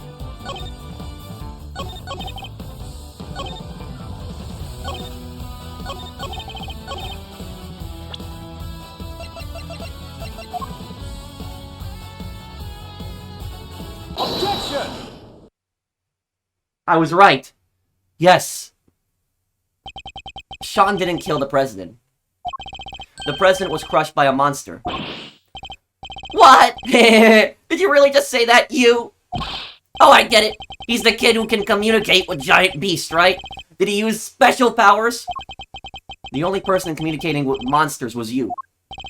Sorry, but you must have me mixed up with somebody else. No monsters... monster pals here, I'm afraid. Objection! Heh. Why the false modesty? You're very close with at least one such creature. In fact, you can make this particular monster do exactly as you command. It was you who killed the president, Mr. Saint, and I can prove it. Death to full body contusions and bone breakage caused by extreme pressure from above.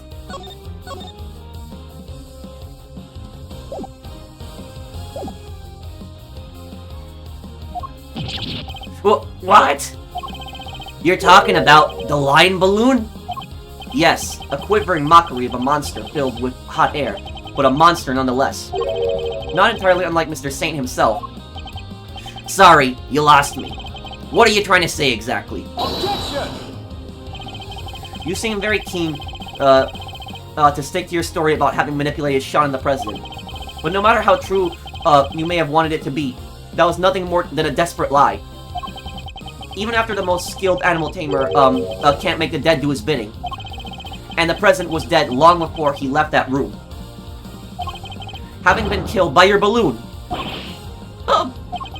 I get it. That thing may look lighter than air, but it weighs a few 100 pounds, right? When the president attacked you from the roof, you had to think quickly in order to protect yourself. The method you chose? Landing the balloon right on top of him. You didn't need to let him ride on that balloon, and he didn't need to coerce you into taking him, because what you took away was his dead body. Objection! Wait a minute now, Miles. If what you're saying is true, the president would have been killed 2 nights ago. Which would mean the time of death recorded in the autopsy was wrong. It would. Wow, you're really losing your touch. Look again, it's written right there. Time of death, April 5th at approximately 11 p.m. Clear as day. Yeah. April 5th. That was yesterday. Which means... Exactly. It means he died when the Tyrannosaurus head fell off of that roof. Alright, Sean, it's time to be honest with us all. You know it's the right thing to do. You killed your daddy, didn't you? You hated him, didn't you? We get it. Who wouldn't? He just left you. What kind of father would do that? No, that's not what happened. I already told you. I didn't know who he was until today. The thing is, how ironic is he saying that when it was Gusto who left him?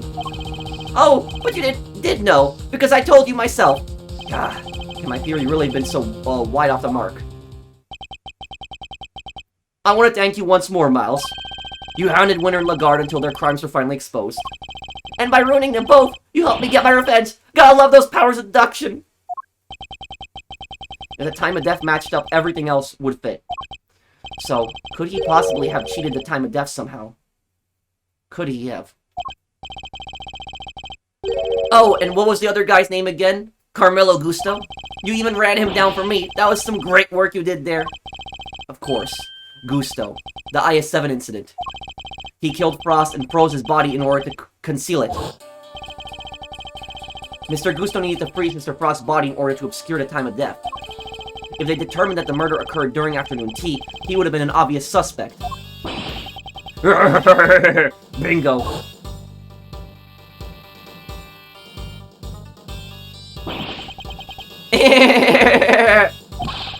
really wish I could have been there to see his downfall too. How can you say that? He was your father.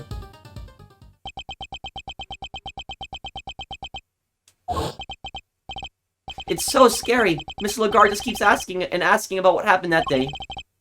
Where are you, Dad? When are you coming to get me? Please, I need you to come take me away. Is it because I broke my promise?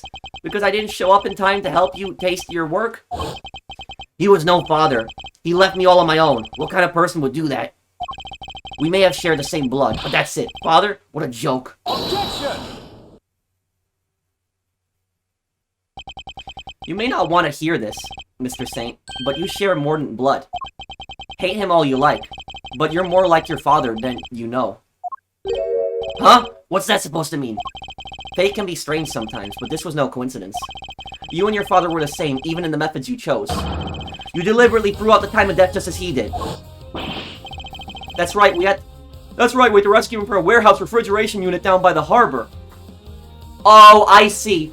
He killed the fake president. He took his body to the refrigeration unit, kept it there so that the body would be cold to obscure the time of death. Then he took the body back in the balloon and he took it back to the lot, and then he probably pushed a Tyrannosaurus head on top of it to make it look like Sean did it. A refrigerator unit in a depot. I threw off the time of death. And how did I do that exactly? By hiding the president's body in a very specific place. You hid the body right here.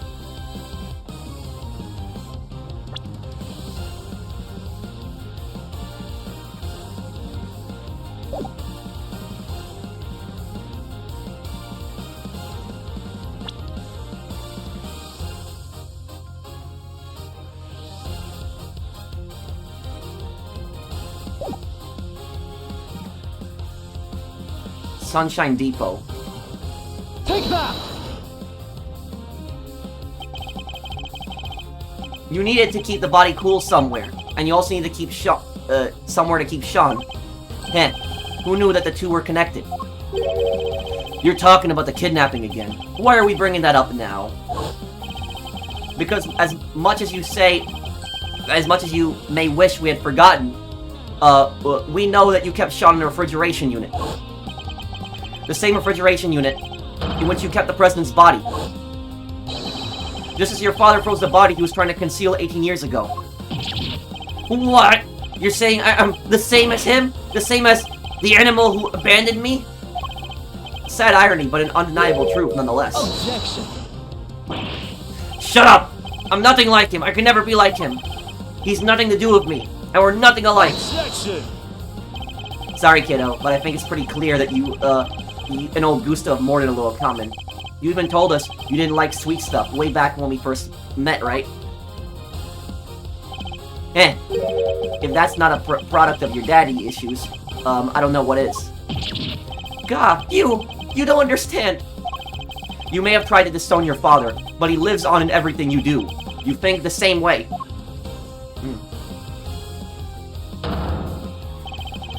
And you're every bit as prepared as he was to sacrifice others in order to protect yourself. Your crimes were even exposed in the same manner. You couldn't, be more similar.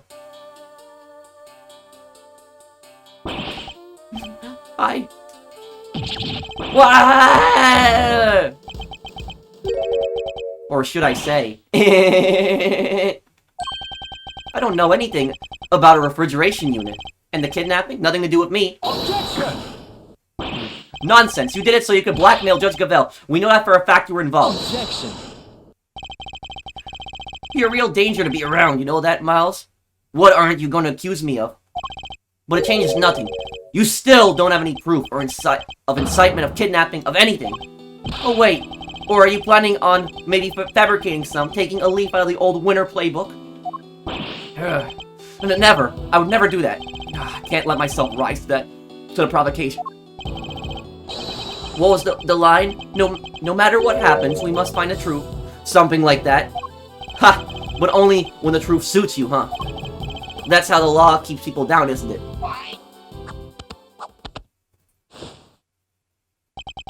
And why I had to get my revenge myself. I got away with it. I got away with it all. Lagarde, winner! And now you! None of you can touch me! This is bad, Mr. Edgeworth. Isn't there anything we can do? Everything points to this man being our culprit. But we need evidence, even just one piece. Alright, it's been fun, but it's time we brought this little show to an end, don't you think? Stick around for the main event though, won't you? I'll even let you in for free, if you'll finally admit defeat!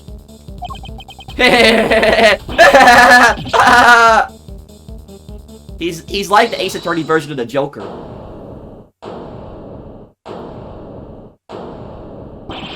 Who was that? Gumshoe? What the? Sorry to keep you waiting, sir. Gummy, where have you been? I've been doing my job, just like Mr. Edgeworth asked me. And Detective Gumshoe, do you have anything to report? I had them look into a few things real quick, sir, about the refrigeration unit where the kid was kept. It was registered to the very big circus, just like you said. and there it is, just in the nick of time. Excellent work, Detective. Well, Mr. Saint. Must be some kind of mistake. Why would a circus need a refrigeration unit? Valid question, I suppose. We're no experts on the circus trade. Perhaps we could ask your department manager for her thoughts on the matter. Well, Miss Berry. Huck! We do hire a unit to store all the food for the animals. There you go. But I don't know where it is. I leave all that to Simeon. He's so good with that at that kind of thing, and she's so... You know, I remember Regina was so oblivious in the original games, and she's so oblivious now she doesn't even realize that Simeon is a mastermind. Ah! You fool! Eek, Simeon, you're scaring me. Such a shame, but rushing to find a solution after the fact so often leads to mistakes. You knew that the body was found in the unit, that suspicion would fall on you. So you panicked and moved to the grounds of the big building instead. Yeah. But you weren't counting on Sean being found in the unit when you kidnapped him.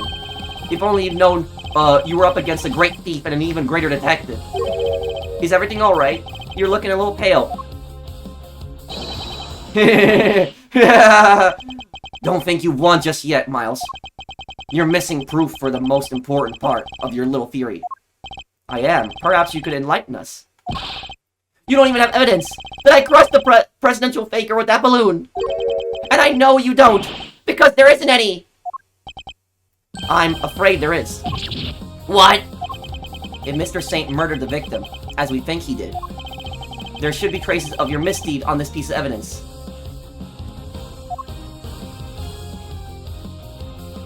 The balloon.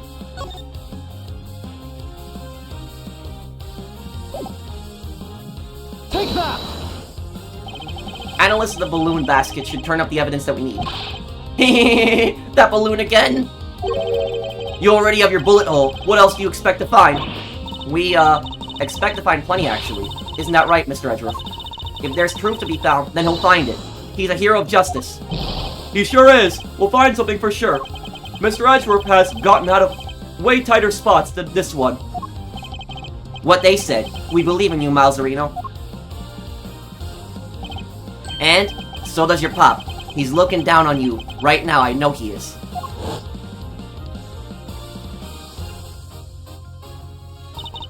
Just stay calm and see this through to the end, Miles Edgeworth. A perfect victory is only moments away. The president's body double was killed by the balloon. Traces of a certain substance will prove that. And you, Simeon, Saint, will pay for your crimes at last. I'm looking forward to this. Time to wrap up the mysteries past and present once and for all. Please, Mr. Edgeworth. Deal the final blow to this unforgivable, wicked man. This last piece of evidence will prove your guilt beyond a doubt. What should we expect to find on the balloon as it was used to crush the president? This. I know it. The flowers. A bouquet of lion lilies, given to President Wang by Judge Gavelle, recovered from on top of the body of by Sean. This, the bouquet. Take that! When Sean found the president's body, he also found a bouquet of lion lilies. Lion lilies, symbol of the connection between parent and child, a popular flower back in Zangfa. That's your proof? A bunch of flowers that will be rotting at the dump by now. A bunch of flowers that Sean threw away. So much for your beautiful symbol of parental connection. That's got nothing to do with any of this. Ignore him, Sean. You threw those flowers away, that much is true. But the bond they represented remains as strong as it ever was. The President held on to them until the last, an act which provided us with our final piece of evidence. What? What are you talking about?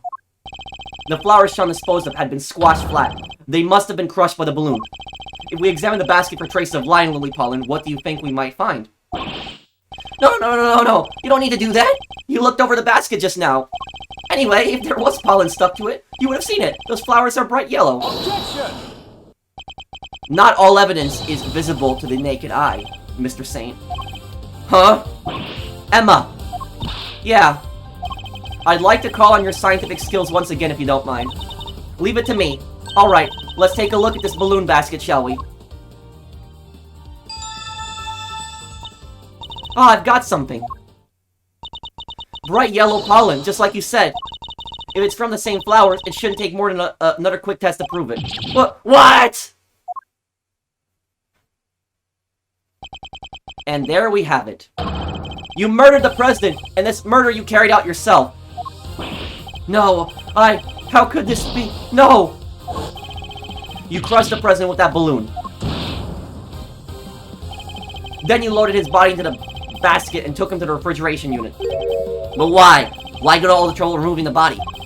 Because he knew another incident was scheduled to occur that same evening. Oh, Rosie Ringer's murder. Exactly. If he had left the body there, it would have interfered with his other plans. I get it. And he couldn't leave the body in the refrigeration unit for too long either, right? Indeed not. So while returning to the big building to drop the body off again the following night, he must have observed the fire Sean caused and the Tyrannosaurus head falling as a result. That's what gave you the idea, wasn't it? To frame Sean for the murder. Here. You made it seem as if the falling head was what killed him so that my son would take the blame? Despicable coward! In order to achieve your aim, you lowered the President's body from the balloon to the lot below.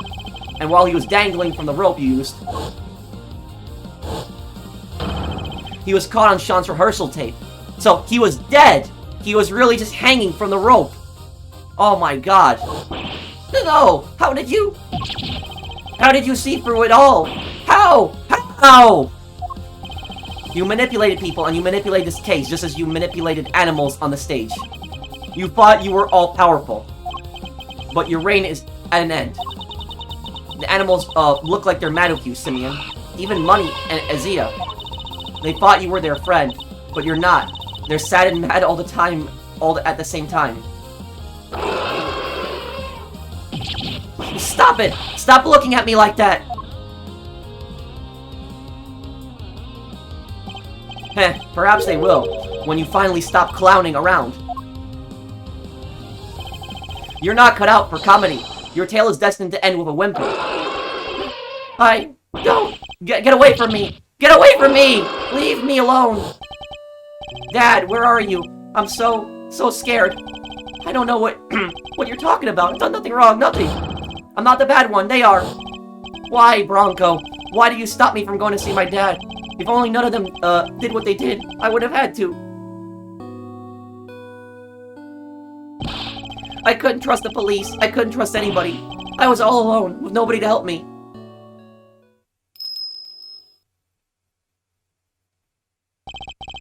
But that man, he helped me.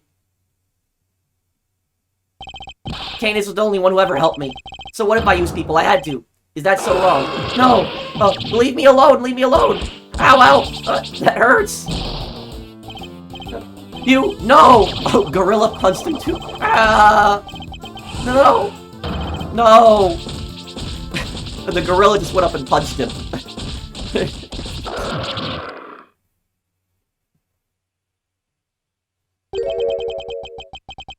It seems the game is up at last. Oh, it's Shelly, the killer.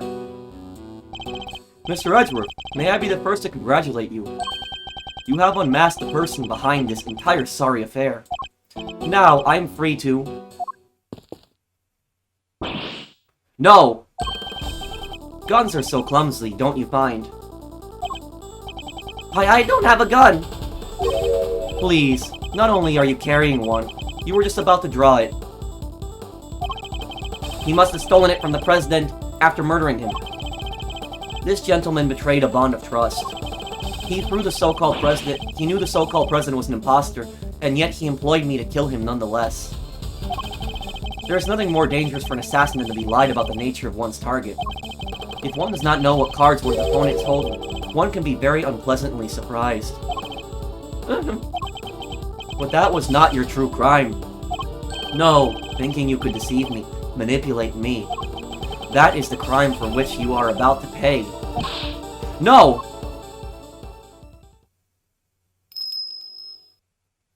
Canis? You! It's been a while, the killer. Step aside, Canis, that man is my target. Or step aside, Canis, that man is my target. I would politely ask that you call off this particular job. He'll pay for his crimes, but in prison, not at the end of your blade.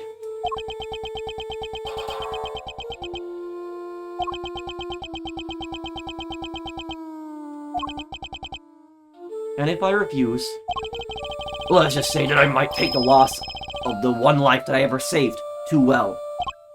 You save a life, body harm a Canis, the blind butcher himself.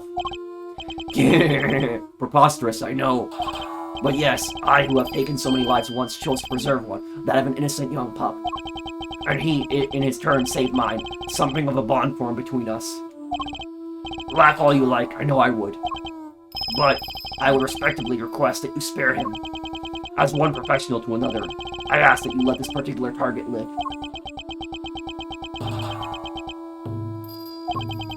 Very well. The boy may mean a lot to you. Thank you. Thank you, I am in your debt. You need not thank me. I simply see little point in the two of us killing one another. Now then, I bid you all good day. Of course, he's gone. No, get back here! You're not gonna catch Shelly. You have my thanks, Mr. Edgeworth. This young pup needed to be shown the error of his ways. And you have done just that. Alright, I suspect we'd better be getting back. Our ironclad enclosure awaits. Doesn't it, Helmet? Yes, it does. Oh, hello. You killed my dad, didn't you? Old man. I will not lie, I did. My victims deserve to be remembered, at the very least. But I sense a great hatred from you, horned pup. In that case... Sean, no! You must not falter, little one. Here, you may use my knife. Take it, and cut my throat. One sure slice is all it takes. I was growing rather tired of carving my little statues anyway. I want revenge! I want it so badly! Sean, don't do it! Please, Sean! I beg of you! At least, I did until just now. I would have done anything to make you pay, no matter how long it took. Oh, but you should make those who have wronged you pay. It'll make you feel so good. Trust me. All the pain, all the suffering, it all goes away. It drowns it all out, numbs it. Maybe it does, and listening to you, I thought maybe that's what I wanted. Sean. But it's not just about me. Say I get my revenge. How does that help anybody else? If I become a murderer, my mom suffers 10 times more than I ever would.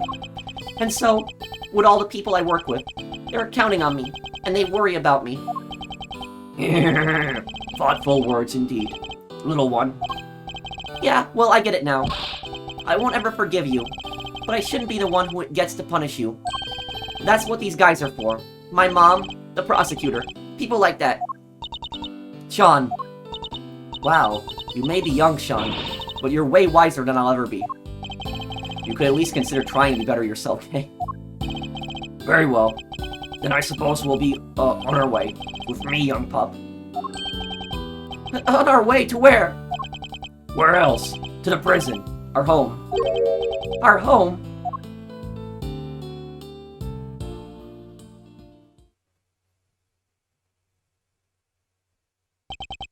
And with that, the case came to an end.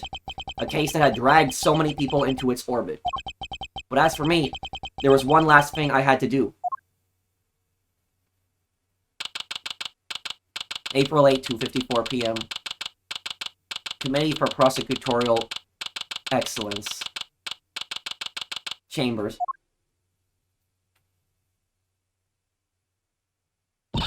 Sorry to keep you waiting, Mr. Edgeworth. What's the big deal, big guy? Want to tell us what we're doing here? Mr. Edgeworth. Your request has been processed and approved. Huh? Your what now? I've asked for my prosecutorial badge to be reinstated. Your badge? What is the meaning of this? I am returning it. From this day forth, I'm a prosecutor no longer. I still can't believe you did that for me. A certain man once said that to be an attorney is to be a defendant's most trusted ally. And that by believing in your client, the truth will make itself known. Phoenix said that in the original games. That man's image has been forever burned in my memory. As strongly as the vision of my father fighting in the courtroom. Good old Gregory. But that's his and my father's path. Mine lies elsewhere. Mr. Edgeworth. My path is that of the prosecutor. It always was. Well, then I guess that's that. I'm sorry. No, I dig it. And besides, I can tell by that look in your eye that your mind's made up. It is. Alright then. Looks like our work together is diddly done. Also, this game takes place before Apollo Justice, so in Apollo Justice, remember you saw Edgeworth, he was the chief prosecutor. I guess this is how he gets promoted to chief prosecutor. Just don't come crying to old Eddie if you change your mind. The club's now closed to new members. I understand. Hey, Mouster. Care to tell me why at least? How come you're so dead set on popping the old prosecutor's hat back on?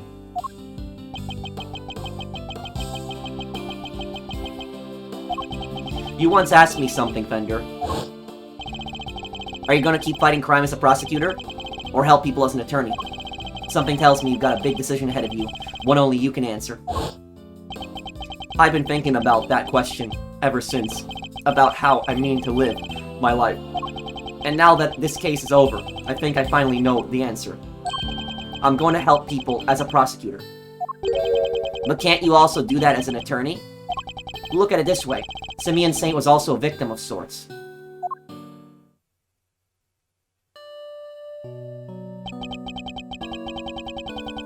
He lost his only parent all those years ago, with him his ability to believe in a just world. He is a victim in a way, as psychotic as he is.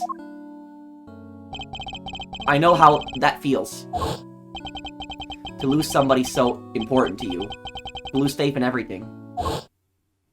To doubt everything and be utterly alone. To fight and fight and fight. All that I can hope to do is to get every defendant declared guilty, so I make that my policy. But I was lucky. Somebody was kind enough to save me from myself.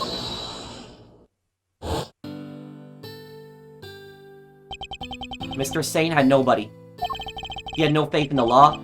He felt that seeking revenge himself was the only option. But I doubt even you managed that, the body double would ever go so far as to, co-opt our country's police. No, I surely didn't. As long as Winter was around, no evidence was ever going to stand. He even nearly managed to ruin things this morning. One guard almost got away with it again. I want to help people like him. And how do you plan to do that? If he had been able to rely upon the law, none of this would have happened. Chairman Winter made a mockery of justice, and in doing so, drove Mr. Saint away from seeking it.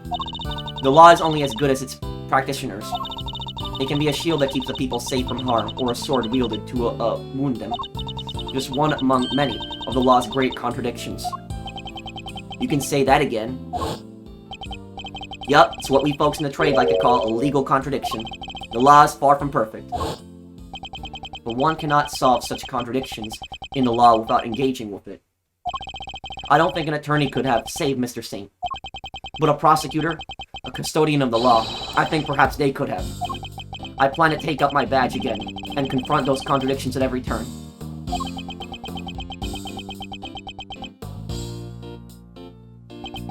Very Mileserino. I like it. You know, it won't be easy breezy though, right? Fighting the law itself, that's lawyering on hard mode. I understand that, but somebody has to do it. Oh, I don't doubt that. And if it has to be anybody, it should be you. Laws are like people, I guess. They both gotta grow and change, adapt or perish. Amirate? You're going to smash this. I just know it. After all, you're Gregory's boy through and through. And if there's one thing that man, if that's one thing that man did not know how to do, is to give up. Eyes on the prize and straight on till sunset. That was his motto. You know what? I saw that same determination on your face the second you mentioned taking up prosecutoring again. You know what's really grown and changed? Hate to be a great big cheeseball, but you. I only wish your dad was here to see it. He'd be proud, as all get out. Fender, thank you. Well, Mr. Edgeworth, if you're ready to begin, we can get the ceremony underway. Please. By the power vested in me by the Committee for Prosecutorial Excellence, I, Verity Gavel, do hereby, in the sight of the Almighty Goddess, reinstate Miles Edgeworth as a servant of the law. Oh, proof of my profession. However, I prefer to keep it in my pocket. Alright, you're a prosecutor again. Best news I've heard all week, sir. Well, Mr. Prosecutor, I got a scoop. Your pops is gonna want to know that his kid just signed up with the opposition a second time. Thank you again, Fender, for everything. Don't thank me yet. The next time you see me, could be across the courtroom. And this face is a whole lot less roguishly charming when it's not on your side of the aisle. I would relish the opportunity to face an attorney trained by my father. I hope that date comes very soon. Alrighty, Fender out. Welcome back into the fold, Prosecutor Edgeworth. Thank you, Judge Gavel. I owe you more than I can say. You do. You strove to right the wrongs of the committee from the inside. That must have been a lonely battle indeed. Not at all. I was never truly alone. That's right. You had the goddess justice on your side. Thank you for teaching me that it's possible to fight in such a way. The contradictions within the committee are like those within the legal system itself. If we aren't able to overcome them, the real truth will forever evade us. I have you to thank for teaching me that, and for setting me on this path. I hereby swear to confront the contradictions that afflict the law, and to overcome them. And I thank you for your commitment to that cause, as does the Almighty Goddess. I truly believe that such efforts are necessary in order for the law to grow and improve. I will look forward to seeing you in the courtroom again soon. As will I. You did not see the best of me when last I oversaw a trial. The next time will be different. I will show you what it means to serve justice with true impartiality. Judge Gavel, I don't mean to call your motivation into question. Yes, Mr. Edgeworth? But, to my mind, the ideal judge is not wholly impartial. The ideal judge is human. Even in the courtroom. They laugh, they cry, they rage, they smile. And then, when all is said and done, they pass down a judgment based in that very humanity. I'm not sure exactly how to put this, but perfection isn't always the loftiest of ideals, and it's certainly not the only thing to strive for. Forgive me. This is my opinion. Nothing more. You are right, of course. There are other ways. I thank you for sharing your insights. Mr. Edgeworth, there's another reason I was never truly alone during my long struggle against Chairman Winter. Someone else was with me. Someone other than the goddess. Of course, Sean. This clipping gave me more courage than words can express. Simply having it never gave me hope. No matter how hard things get, no matter how formidable one's opponent, when we feel that we are not alone, we can keep going no matter how hard the road ahead. Mistakes have been made, but we must fix them, for Sean's sake more than anyone's. Like the mistakes made in the incident in which his father died. So you see, there is something more important, even to me, than the words of the goddess. Haha, though it may anger her to hear me say such things. Heh, so that was your secret weapon all along. The strength of your bond with your son. Perhaps you are right. Perhaps I should not strive for unachievable perfection, but I must grow. As a servant of the law, and as a mother, that I believe above all else. I see. It seems that we both have plenty still to learn. Indeed, we are neither of us are perfect yet. Let us continue along our chosen paths, and continue to grow as we tread them until we meet again. I will look forward to that day. May the goddess watch over you as you embark upon the next step of your journey.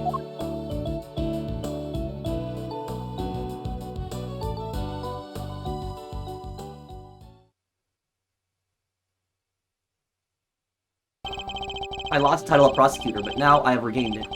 And in doing so, I've seen a new way forward, a new path for justice. And I am determined to follow that path until it finally leads me to the truth. No matter how hard it might be, no matter what obstacles might arise. Woe bet aside for anybody they may be, whoever they might be, I will lift up my voice and shout, "Objection!" Well, that's the end of the game. That is it. A very long game indeed. We played it since March. Oh, the epilogue.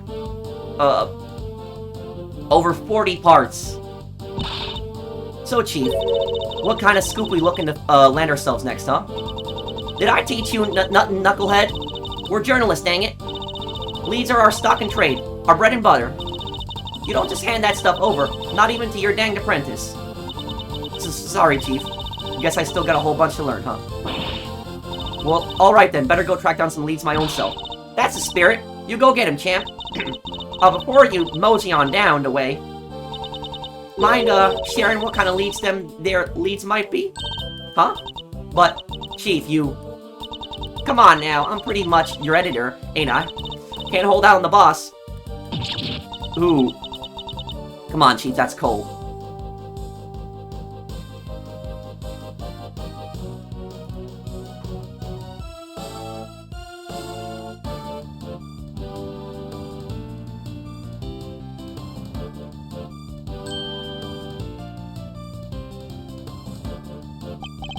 My arm wound has yet to fully heal, even now. The bodyguard who inflicted it was a skillful practitioner indeed. I shan't be forgiving him in a hurry. But never mind that now. Time to return to the life of a simple ice cream seller. Although I have been thinking that perhaps crepes would be more my spread. Well, no rush. I'm sure there'll be time to ponder the matter before my next job comes in.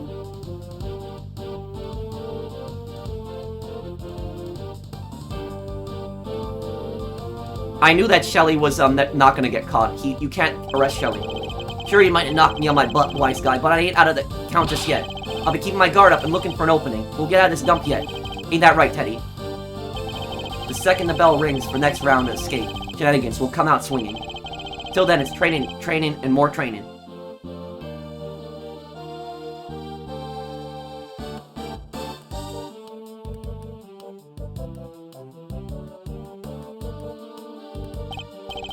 You want to know if I'm still planning on becoming an animal stylist? Sure, I'm still studying every single day. Still up to my elbows in mud. But I guess it suits me better than being a newspaper salesman. I plan to make it my new career when I finally get out of here. What's that? Is my release a few more years away?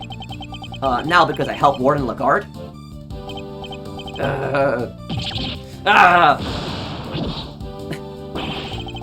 Why do you think I'm being so nice to these stupid freaking animals? I don't care about the freaking license. I just want to get out of here. Why me?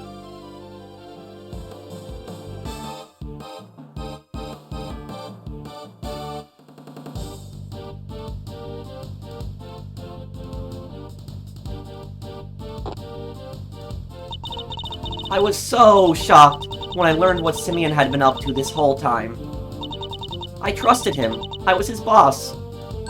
Still, can't sit around being sad forever, I guess. The show must go on. We can't let the magic department and the ventriloquity department get the better of us. We'll light up the stage and blow away the competition and all those awful memories with it.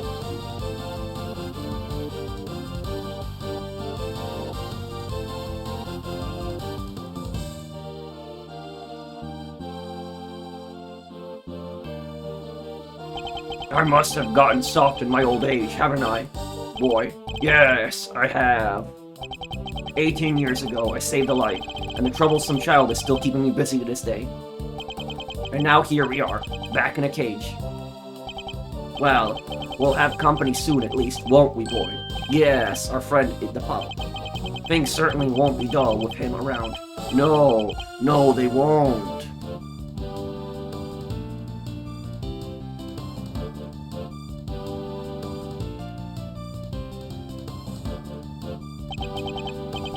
What dessert shall we eat? Chocolate cake, sticky and sweet. Oh, so soft, fluffy, and light. You'll be my dreaming of it tonight. I'll always be waiting for you, Judy. And I'll come visit you every day, just like you and Eddie did when I was in here. We have so much to thank him and Mr. Edgeworth for. Most of all, the fact that I get to eat your delicious desserts again, Samson. And not just you, they gave me permission to keep providing sweet treats to everybody here.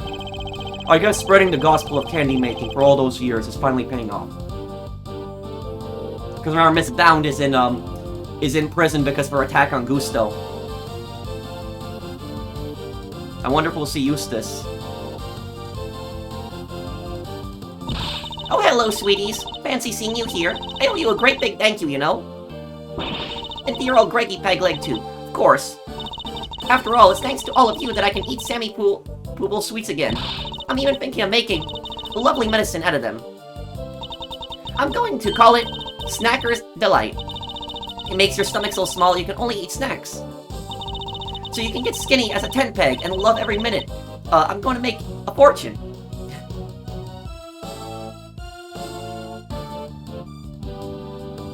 Oh, Larry. Man, I've met so many beautiful people now and drawn so many beautiful sketches. Lulu isn't the biggest fan of my new work, though. She took one look at my sketchbook and hit me over the head with it. Bam, just like that. And, then she left. Guess that's one less beautiful person in my life now. So I've got a big decision ahead of me. Do I follow my art or follow my heart? My heart, I mean. New girlfriend. You got that right.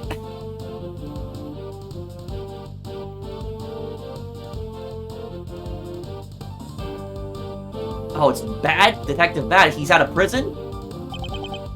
Badster, the Badinator. Seriously, though, thanks for the assist today, good buddy. You want me to talk about IS-7? I'll talk all day.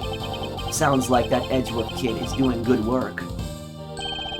Yeah, Miles Reno chose a different path from his old man in the end. A path that means we can't work together, but that won't stop me looking in on him from time to time. You've come pretty far yourself. Holy macaroni, a compliment from Big Bad Detective Bad. Am I dreaming? Well, flattery will get you everywhere, old pal. You ever need a little fender magic to say the word.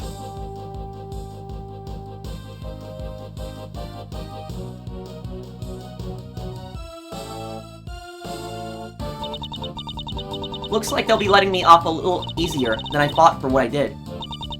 I guess because I told them I was kind of forced to do it. Ouch! Ain't no such thing as easy when it comes to crime, dang fool child. Sorry, Grandma. I still feel awful about it, of course. But I'm just glad I get to stay out here with you. What's that? You think we should be getting back to work? I guess you're right. Can't keep the dead waiting.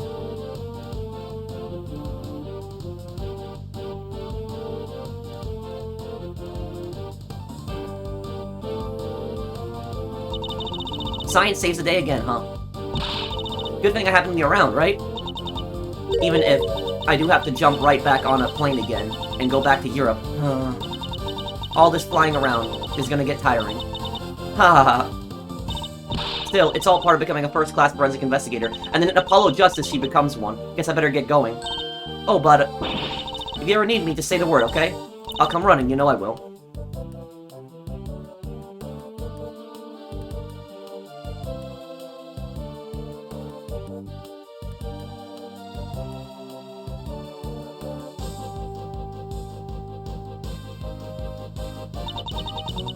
A greater one's father, the greater the pressure to be great.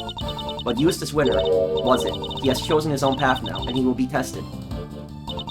Just as I was. Miles Edgeworth chose to live as a prosecutor over his own father over his own father lived. That, too, is a valid answer to the question we've all had to wrestle with.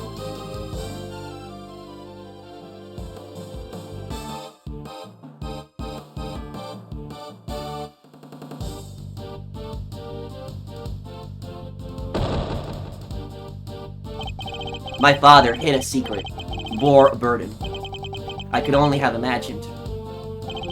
I thought only of my family name. He thought of so much more. He thought of our entire nation. I mean to carry on that legacy, to fulfill his last great wish. Even if our president was an imposter. Even if the real president is long dead. Even if it takes all my effort, and my men's effort, Zangba will rise again. I can't wait for you to see it.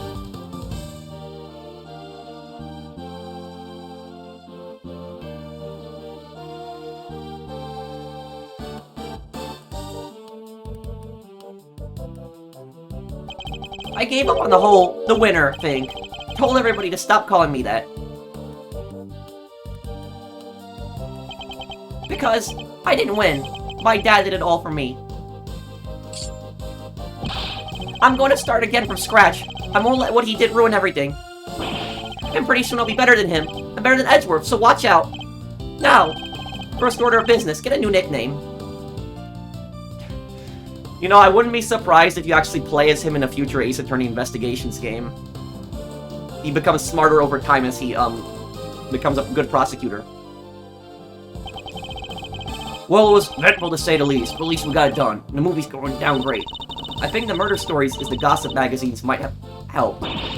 Big Bad Man emerges from Big Bad Bull. Reveal, true face of monster behind Zangpa. President, murder plot. Huh? Wait, this is a picture of you, Mr. Powers.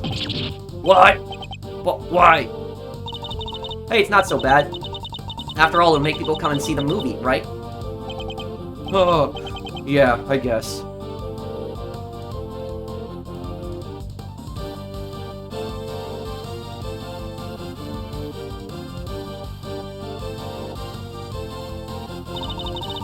I very much enjoy the movie, Sean.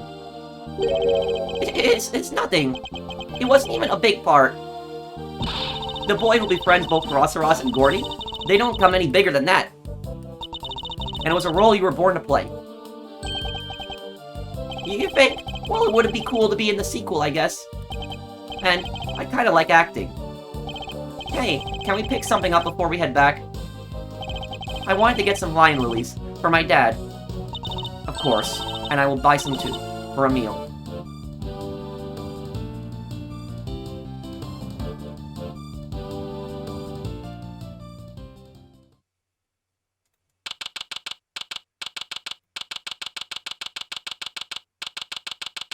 Where it all started, the beginning of the game, in Edgeworth's office, it ends in Edgeworth's office. High Prosecutor's offices. Ooh, it's been a busy few days, huh, sir?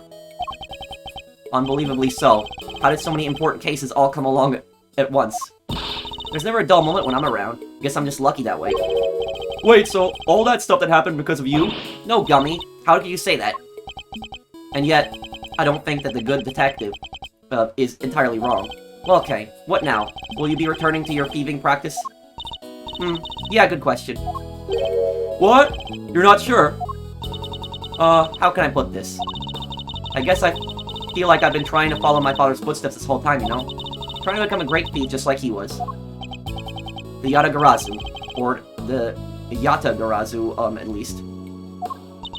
But, watching how this all panned out for you, Mr. Edgeworth, it got me thinking that maybe I need to get out from under his shadow, and live my own life too. Just like how you decided not to do the whole attorney thing. It's time to make our own fate. He's right. After all, nothing thrives in the shade. I'm going to be my own hero. That sounds like an admirable plan indeed. I won't be giving up the name though. Can't not, be the Yatagarasu, right? Whatever name you pick, you'll always be K. To us, K, and you'll always be a hero. Aw, thanks, Gummy. You'll always be my Gummy too. You bet I will, and I'll be doing my detective thing, just as hard as always. So I'll be counting on you, sir. Yes, and I'll be counting on you too, detective. Just as I've been counting on you these last few days. You've helped us out too many times to mention. I think your next salary review may come as a pleasant surprise. Huh? Huh? It's the first time he's raising salary. Wait, you mean... What's the matter? I'm saying I'll see to it that you get paid a little more, Detective. You will? This is unbelievable, sir. No way. Go Gummy. This is like a dream come true. I can finally leave the instant noodle life behind. But don't think I'll be letting you rest on your laurels. Your work won't be getting any easier. I hope you understand that. Yes, sir. Understood, sir. I'll give everything I got. Just you wait and see. Bender and Judge Gavelle set me on a new path in life. A path on which I will face down every contradiction the law has to present. A path at whose end lies the ultimate truth. But can I really do this? I'll need to give it some serious thought. It certainly won't be easy. Nonetheless, Mr. Edgeworth, there's another reason I was never truly alone during my long struggle against Chairman Winter. Someone else was with me. Someone other than the goddess. Of course, Sean. This clipping gave me more courage than words could express. Simply having it near gave me hope. When we feel that, we are not alone. We can keep going, no matter how hard the road ahead. Heh. So that was your secret weapon all along. The strength of your bond with your son. The strength of my bonds. Oh, I almost forgot. What? What is it? I was trying to find other members for my Yatagarazu team, right? I do vaguely remember something about that. I never ever found a single one. We were going to be unstoppable in our quest to steal the truth. So much for that little pipe dream. You're kidding, right? You already have a team. A team that can solve any case the world cares to throw at it. Huh? Yeah, I guess I do. The prosecutor, the detective, and the great thief. Between the three of us, we can hunt down the truth. Put it in handcuffs and steal it once and for all. I can't help feeling a little sorry for the truth in that case. As long as the three of us stick together, we got nothing to fear, right, Mr. Edgeworth? Indeed. Nothing at all. My father followed his own path, right to the end. And now, I follow a path of my own making, too. But not alone. I have some colorful companions to help me. As long as they're beside me, I won't lose my way. It's a new path, and a new me. And I'll be walking as a prosecutor, not an attorney. My father's path and mine are different. But they're not as separate as they may seem. Though the routes differ, the destination is the same. Because, of course, both end at the truth. Is it going to say objection at the end?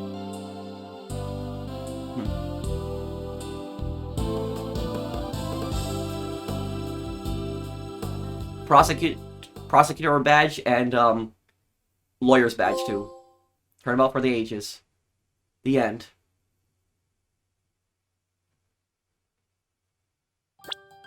New items unlocked in the gallery. So this is the only game in the Ace Attorney series where you play as a prosecutor. Oh, look at that.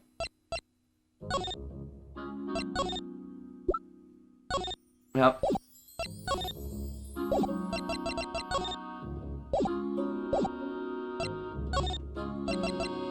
Got all the pictures here. I still gotta get a few trophies.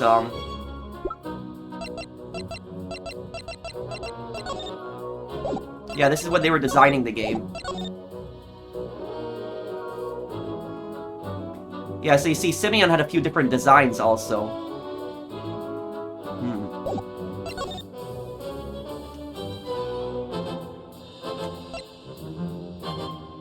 That's probably Sean's original design, that there.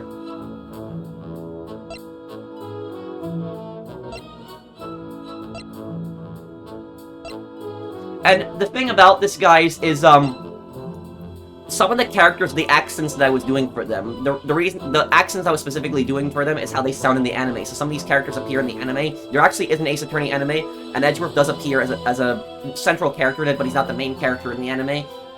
But the anime covers the first 3 Ace Attorney cases. I would suggest everybody to watch it too. I haven't done the first 3 original Ace Attorney games. I know people have requested them. I might do them in the future one day.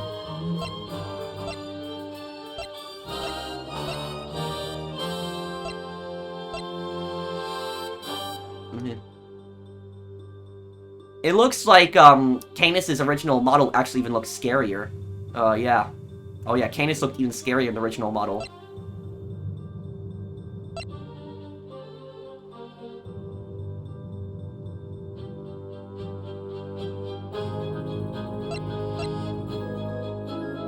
Lang was supposed to fight Shelly originally. That's Shelly the killer.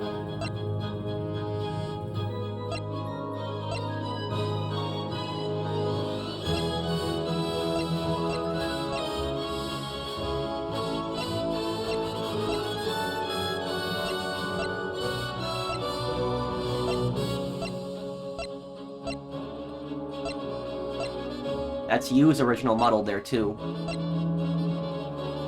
That's Detective Bad's original model. He had a gun in the original one, but they replaced it with a, lollipop. Mr. Romano.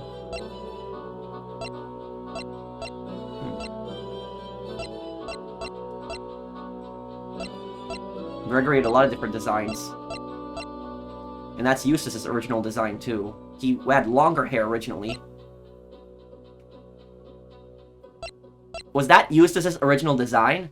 Oh man, yeah. I like his current design. Oh yeah, his other design I don't like it a lot.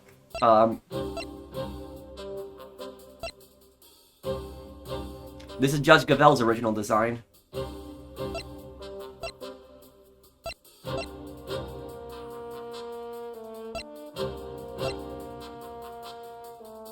Agent Lang, Francisca.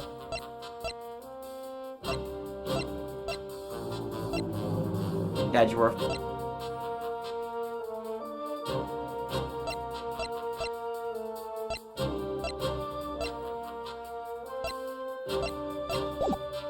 Yep, that is it. Special exhibits.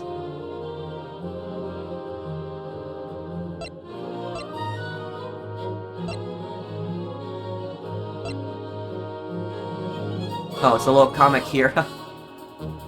Edgeworth is waking him Gumshoe up.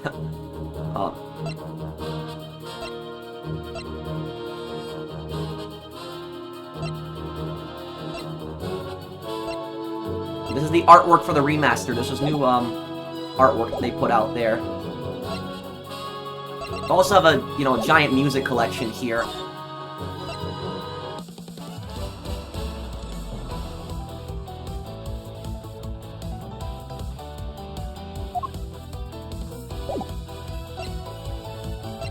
That's my favorite song in the game.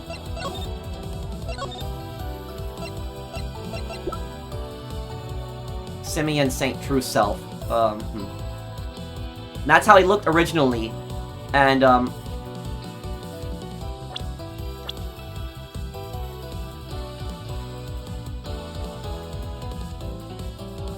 yeah, so see, this is what the characters looked like originally.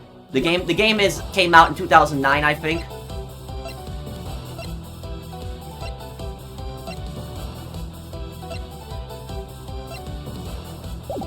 Okay, guys, so I think we'll probably wrap this up here, guys. And look, the loading screen is back to Edgeworth's office, too. Thank you guys for watching this series. It was a long part. It was since, since March we've been doing this series. I'm a massive fan of these games. I've never played Ace Attorney Investigations before this playthrough, so I had a lot of fun playing this for you guys.